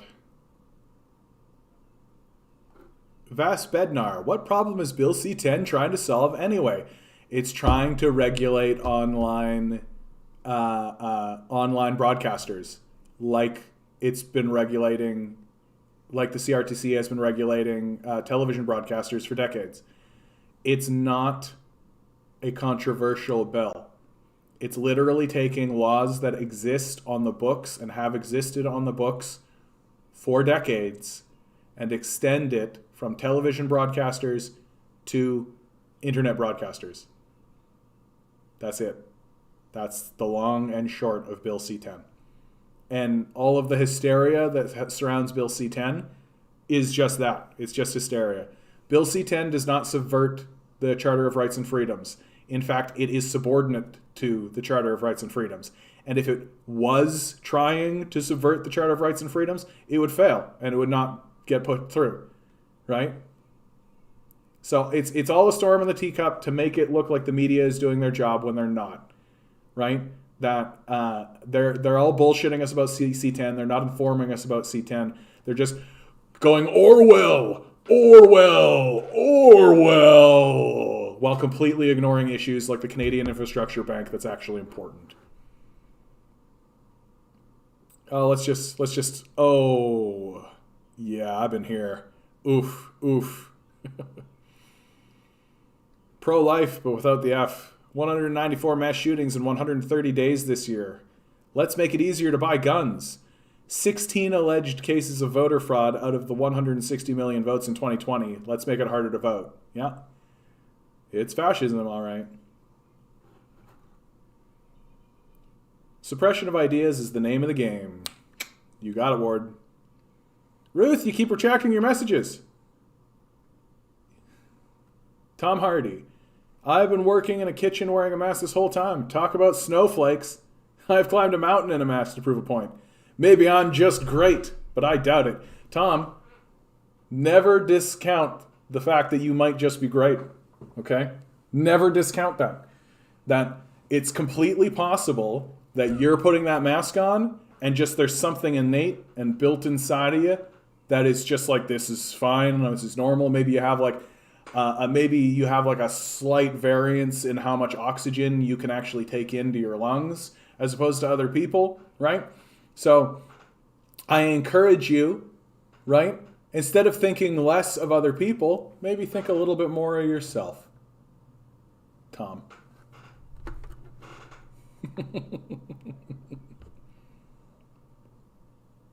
I remember a guy on YouTube walking out of his Amazon warehouse, squeezing it, and sweat poured out. That's a different thing, dude. Like that's just the shit that's going on Amazon. I don't think that has anything to do with masks, right? Yeah, squeezing his mask. Yes. I don't think that has anything to do with masks. I think that just has to do with Amazon's shitty work conditions, right? That they're overworking their people and having them slave away and having them do all kinds of ridiculous nonsense and ridiculous stuff. Okay, guys, with a half hour left on the clock, I'm just going to ask you very, very politely, be sure to like this stuff. Please be sure to share it around. Tell your friends about me. Tell people I exist. Tell people this is happening. I'm going to do this every weekday from 6 to 9. We're still here for about a half hour, so I'm not logging off or anything, but I just wanted to get it in here. TheCanadianCommie.com, thesocialistagenda.com. That's all in the description. I have my Patreon down there, guys. Send $1 my way. I am going to try and figure out how to get it so that donators are like highlighted and all that kind of stuff. I'm still really illiterate on a lot of the stuff, so thank you so much for your patience. But leaving a like, leaving a share, leave a subscription, leave a comment, well, all that kind of stuff really helps me with the algorithm. Really helps out generally, and just makes me feel good about myself. Just makes me feel good about myself. That seems like a lot to commit to. Have time for yourself too. I do make time for myself and Rusty. I do it on purpose for my own mental health. Everybody should. Everybody's gotta disconnect somehow. Everybody's gotta focus on something. That's why I play video games, right? I play like Heroes of the Storm, Hades, all that kind of stuff, because it's nice to live in an alternative world where the problems that exist in this world are not, the connection isn't necessarily there, right? I actually have been taking to, I'll like watch some TV and I'll play this game. Here, I'll show you the game that I've been playing. Where is it? Is it over here? Slither? This game's hilarious, guys. I gotta show you this. I play as Garlic because I think that's funny. You're literally this little worm. You go around picking up these little blobs. There are other people. This is another person who's connecting, and you can speed up a little bit. And the only way you die is if you ram into one of these guys, and then you turn the thing, and they can come and eat you, and then you restart and do it again. And as you eat, you grow big and get huge and all this kind of stuff. It's a very peaceful game. I really recommend it for everybody. Really recommend it for everybody. Anyway, John's all over the place now. TikTok, Twitter, website, YouTubing, streaming, you name it. I'm not on TikTok. I'm really, really bad at Twitter. Really bad at Twitter. I do have a website, and that's more of a backup than anything because it just redirects to my YouTube. And the streaming is also happening on YouTube. I'm hoping this streaming thing takes off, man. I'm really hoping it takes off. It's a beautiful thing. It is a beautiful thing. I'm hoping it takes off. I hope I can get to the point where I'm able to, like, when I have to go get a capitalist job again, when I have to sell my services to the capitalists again, I'm hoping I can get to a point where I can do that part-time. That's a realistic goal. I think it would be brilliant if I could be like, yes, and I'll do this full time, and this will be my full time thing. But I don't think that's realistic. My hope is that I can get enough financial support from this to be able to do it part time while also working, just like a shitty capitalist job. I can't wear my mask for long. It's off right as soon as I'm out of the store. I couldn't imagine it for hours. Doctors and nurses have my full respect. Absolutely. I think that the doctors and nurses are going to, after this pandemic is over, they are going to take over the political institutions, right? They are going to actively work to take over the political institutions, and I think we should let them. I think if somebody stands up in the halls of power or in an election or anything, and they say, I am a doctor or I am a nurse, we should just vote for them. I don't think we should think about it. Healthcare providers, advocates cry foul over stalled action on pharmacare. Yeah. What, do you think the Liberals are actually going to do pharmacare? That's hilarious. They've been promising that one for 20 plus years. Settler attack. Big news in Israel, man. Getting a lot of Israel today. Leaders plea for Canada to denounce settler attacks against occupied people suffering apartheid. That's interesting. It's interesting that we're getting... Do you guys have any theories about this? Why are we suddenly getting a lot of Israel news? Why is Israel starting to be the thing that we're kind of focusing on all of a sudden? I'm glad to see it, but it's interesting. I don't quite understand why it's happening. Yeah, I wish more people on the Canadian mainstream left would condemn the crimes of Israel. It's time for Canada to condemn the forced evictions. And it just seems like everybody's talking about different stuff in that area, but it's all focused on the Israel-Palestinian conflict. But it's not like one event, right?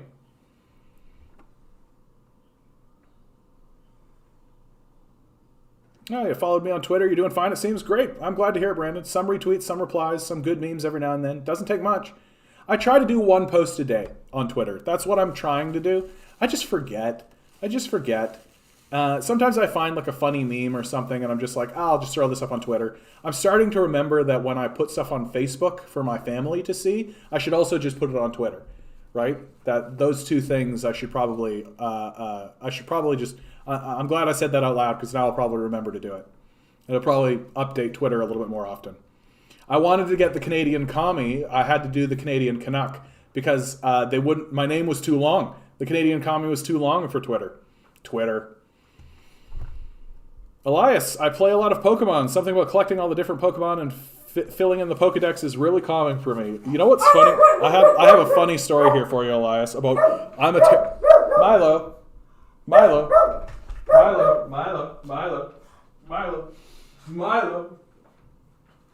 Hey guys, check it out. I got my pug gun.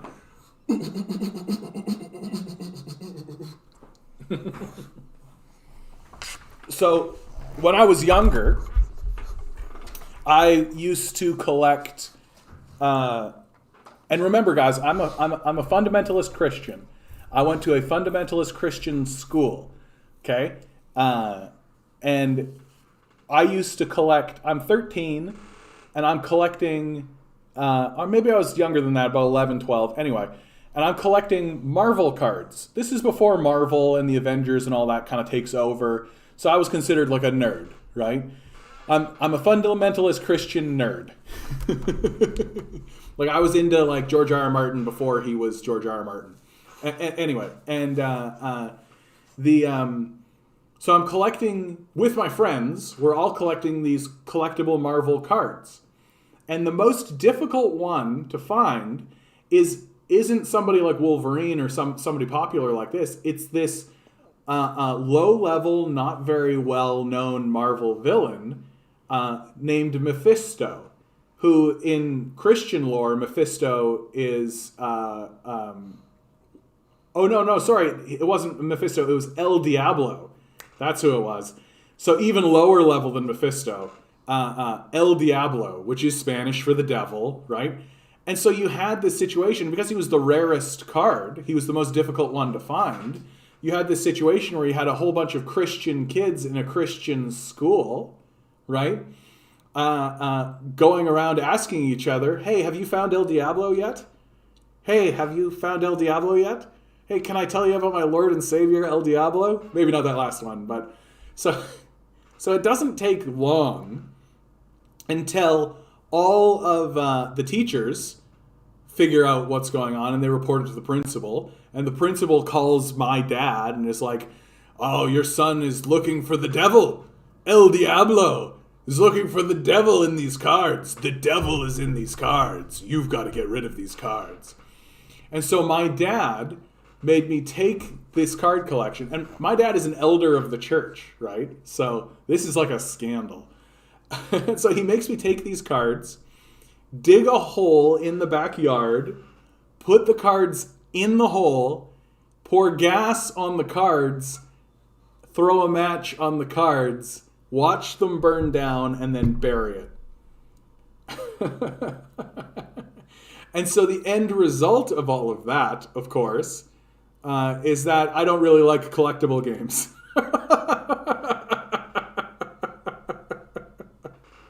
I don't really collect anything. I don't find collecting to be a satisfying thing to do. That's like the ultimate, like, you built a puzzle and you couldn't find the last piece, and then instead of being able to like get that final piece in, the puzzle gets smashed and destroyed forever, right? Like, it's like the ultimate version of that. I'm just imagining you guys sitting over there listening to me tell a story, and you're all just like, "Oh my Jesus." Oh wow, okay, yeah, that's fair. No, but I think Pokemon's great. I'm a little old for Pokemon is the problem. Pokemon came over right when I was like 15, 16. I was just like a little bit on the wrong side to get involved with it. And I remember looking at Pokemon and being like, "This is just a dumb fad that'll go away." Not so much. Not so much. Ruth, yeah, I think many will leave the medical community. I think you are absolutely correct about that. Like, I mean, how could you, like, they've been betrayed. Like, betrayal is the word that I would be using if I was a nurse or a doctor, right? Betrayal is absolutely the word. And when some of these guys get involved in our political system, they should say that what they experienced was a betrayal. And it was a betrayal at the hand of neoliberal capitalism, right? Absolutely. Yeah. And so I'm not, if many of them leave, yeah. I hope it creates a crisis. I hope it creates a ridiculous crisis that we all have to deal with so that we can look at ourselves and be like, Jesus, like, we're so exploitive. We're so destructive.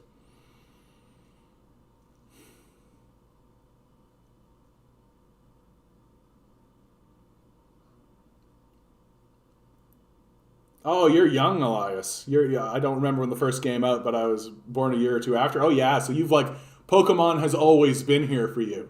Like, it's been an all-encompassing, like, Pokemon. Yeah. Oh yeah. You're a youngin'. Look at you. Beautiful. It's not the insane. Census, China's population up by 5% in the past decade. Oh, how about that? Investing in your people makes more people? What? This is coming from international left, so they're pretty pro non-American nations. CIA document, we already saw this. Stalin was not a dictator, even by the CIA standards. I should actually save this, just to whip it out as like a checkmate. Checkmate, atheists. Interest in trialing UBI increases amongst British politicians, of course. Like, this is the thing about the basic income ultimately, guys, is that eventually the capitalist system will degrade and collapse so badly that even the most hard-right capitalists will attempt it out of desperation, right? That the choice will literally come down to watch your citizens starve or pass a basic income. They're going to try it just because they won't know what else to do. Military report details horrifying conditions at 2 Toronto long-term care homes. Yeah, if you don't know what's going on with the long-term care homes, like, we're no longer talking about, like, COVID negligence. We are talking about literally, like, we didn't actually give these people water negligence. It's brutal what's happening in these privatized long-term care homes. And the idea that we're going to continue privatizing long-term care homes is disgusting. Just completely gross. Anybody that supports it immediately loses my respect. Fully. Like, they don't have anything worth saying to me. Federal government to spend $12 billion on Toronto Hamilton Transit. Oh, okay. That's nice, right? Like, yeah. Toronto's transit system is about 3 decades behind, if you ask me, right? Like, this is another one of these things where, like, China is going to blow us out of the water, guys. Like, we're going to be taking a look at the transit systems that exist in Beijing, and like the high-level transit system that's going to exist in the Belt and Road Initiative, and we're just going to be like, what the fuck? Where have we been? Right? Where have we been this whole time? Privatization should be banned. Yeah. Or certainly tightly constricted, Ruth. Like, I think that it is acceptable to allow privatization in luxury goods. I think that that's reasonable, right? Like, I don't care if someone wants to have a private system to distribute Xboxes, right? Or a private system to distribute, jewelry, right? Or any of that kind of stuff. That's fine.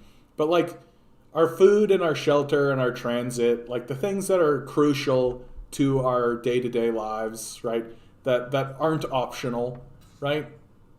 The idea that we should privatize these things, and the argument is so bad, right? The argument from the privatization movement is so bad. And when you stop and think about it, even for a second, you're like, oh, so you're going to take a system that is more or less functioning, and you're going to attach to it worthless parasites who expect to be paid millions of dollars, but offer no value and provide no value to the system. It's going to raise prices or degrade service. It has to, by its very definition, right? And the argument that the privatizationists use is, oh, it'll create competition, and competition breeds innovation. Like, if you say it out loud, it sounds stupid. Oh, privatizing this will create competition. Okay, we used to have privatized fire departments, right?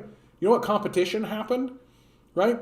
Two fire departments would show up at a fire, and then they would fight one another on the street for whoever got the right to put the fire out, or they would show up at the fire, the private fire department would show up, and they would extort the owner for a bribe, or else they wouldn't put the fire out, right? That's privatization. That's what privatization looks like. Like, and what's so funny to me about the pro-privatization crowd, right? Especially the far-right libertarians, right? Is that they give up the game the second the stakes become meaningful, right? The second the stakes become understandably meaningful to their own comprehension of the world, they immediately abandon their entire principal ideology. No one wants to privatize the military. I've never met a single libertarian who is willing to go so far as to privatize the military. And I'm like, oh, so public service is perfectly acceptable when it comes to the military, but not acceptable when it comes to things like healthcare, the distribution of food, affordable housing. Interesting.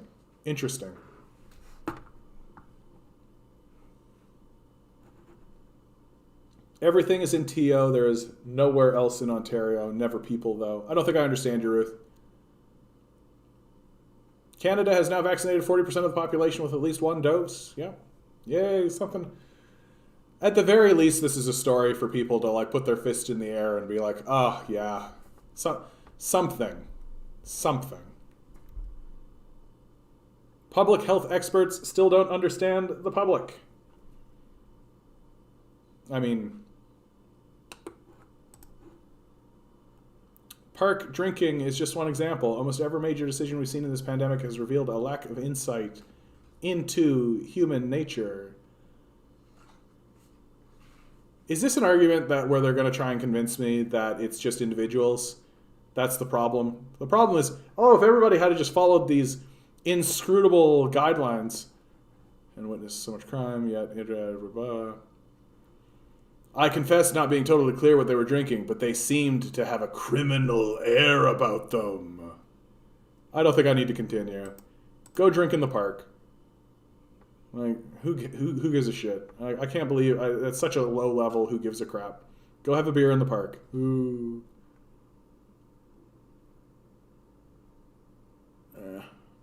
It's just basic economics. If they raise the minimum wage, things will cost more. 2009, $690 a month, $725. $12.53 a month, $725. Yep. There's a great clear example about how the minimum wage doesn't actually manipulate prices. Certainly not to the degree that that people think it does. A way to think about the scale of wealth inequality. 1 million seconds ago, it was last week. 1 billion seconds ago, it was Reagan's first term. 100 billion seconds ago was the Trojan War. I really like what the left has done to attach wealth to time. That time is something we all do intrinsically understand. Seems like we do get that. We do get the time scale a little bit because that's attached intrinsically to kind of who we are and our life. And so, whereas economically, the billions of dollars and all this kind of stuff, like we put it in a pile, or we connect it to objects or things like this, and I just people are kind of like, I guess so. I don't get why that's so weird. But this thing where we're connecting it to time adds a kind of clarity where we're like, oh, like 100 billion seconds ago was the Trojan War. Jesus, that's so much time. That's so much time, right? Like that's absurd. And once they make that connection, it gets easier to pierce into the idea that the accumulation of wealth itself is wrong, right? That you don't need to justify it any farther than that. Once people realize how much this wealth actually is, then their brain goes, oh, that's how much this wealth is? Oh, well, that's going to create all kinds of... And it just kind of connects naturally. So I'm glad to see that the left is using time as a way to measure wealth, to really show people, like, the accumulation of this much wealth by itself, without any further justification, is itself wrong.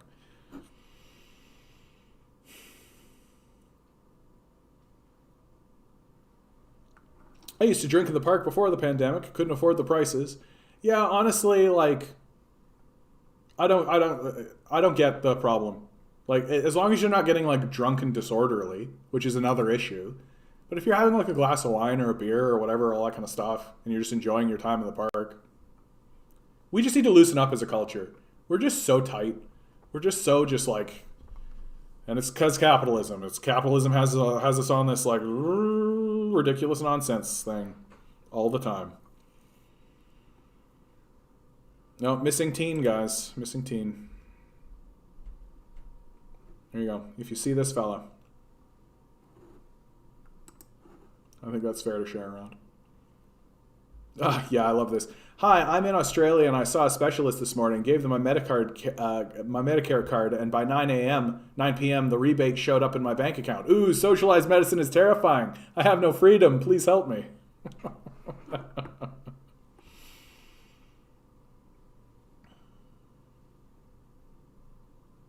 Yeah.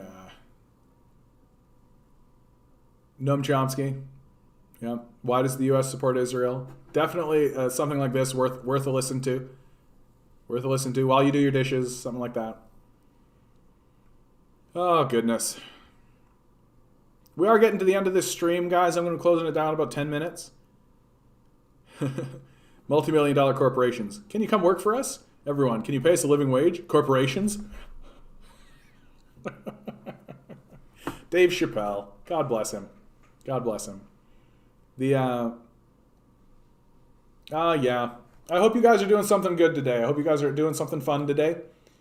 I hope you're watching something. Let's spend a moment and talk about that. What's everybody watching these days? Share it in the chat. What's everybody watching? I just watched... I've been watching a bit of Family Guy recently. Family Guy's good to put on while I play with my puppy, right? I can't... you know what I did watch that was actually really great is Invincible. If you have the opportunity to watch this show, Invincible, it's interesting. It's another one of these, like, superheroes are actually villainous kind of narratives along the same line as, like, The Boys. But it's beautifully animated and it kind of maintains a comic book style.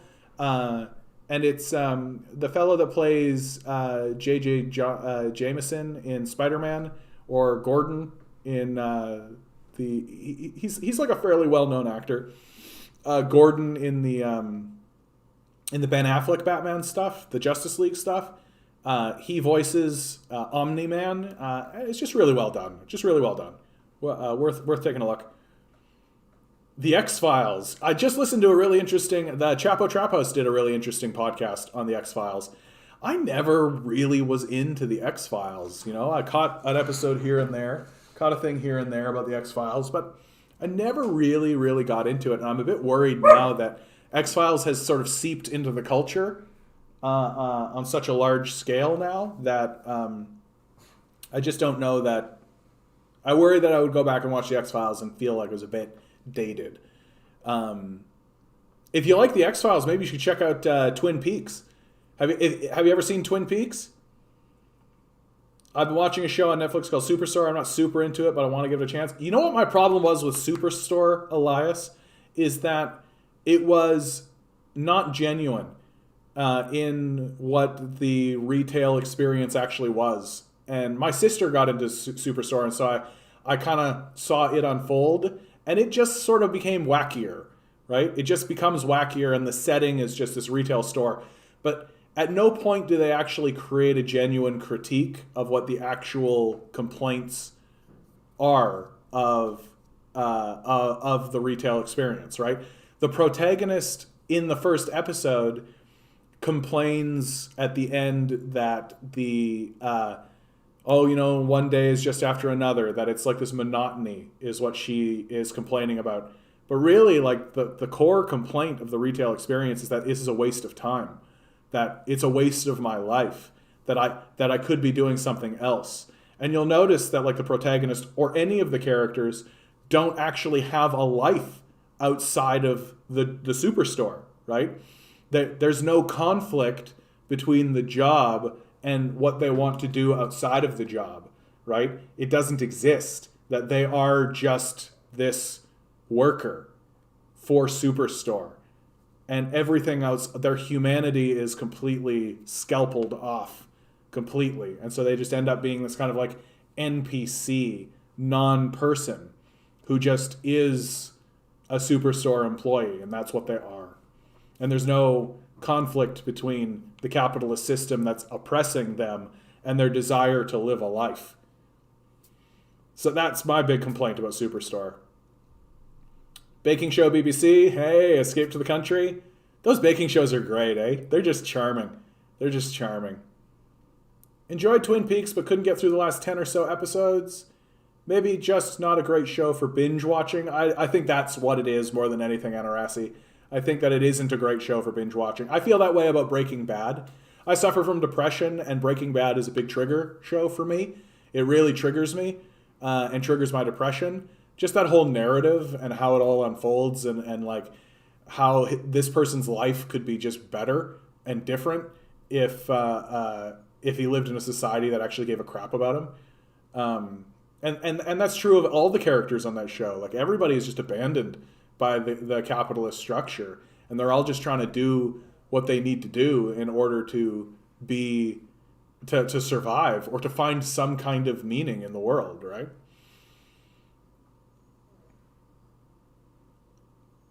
The movie Super with Rainn Wilson is worth watching. Okay.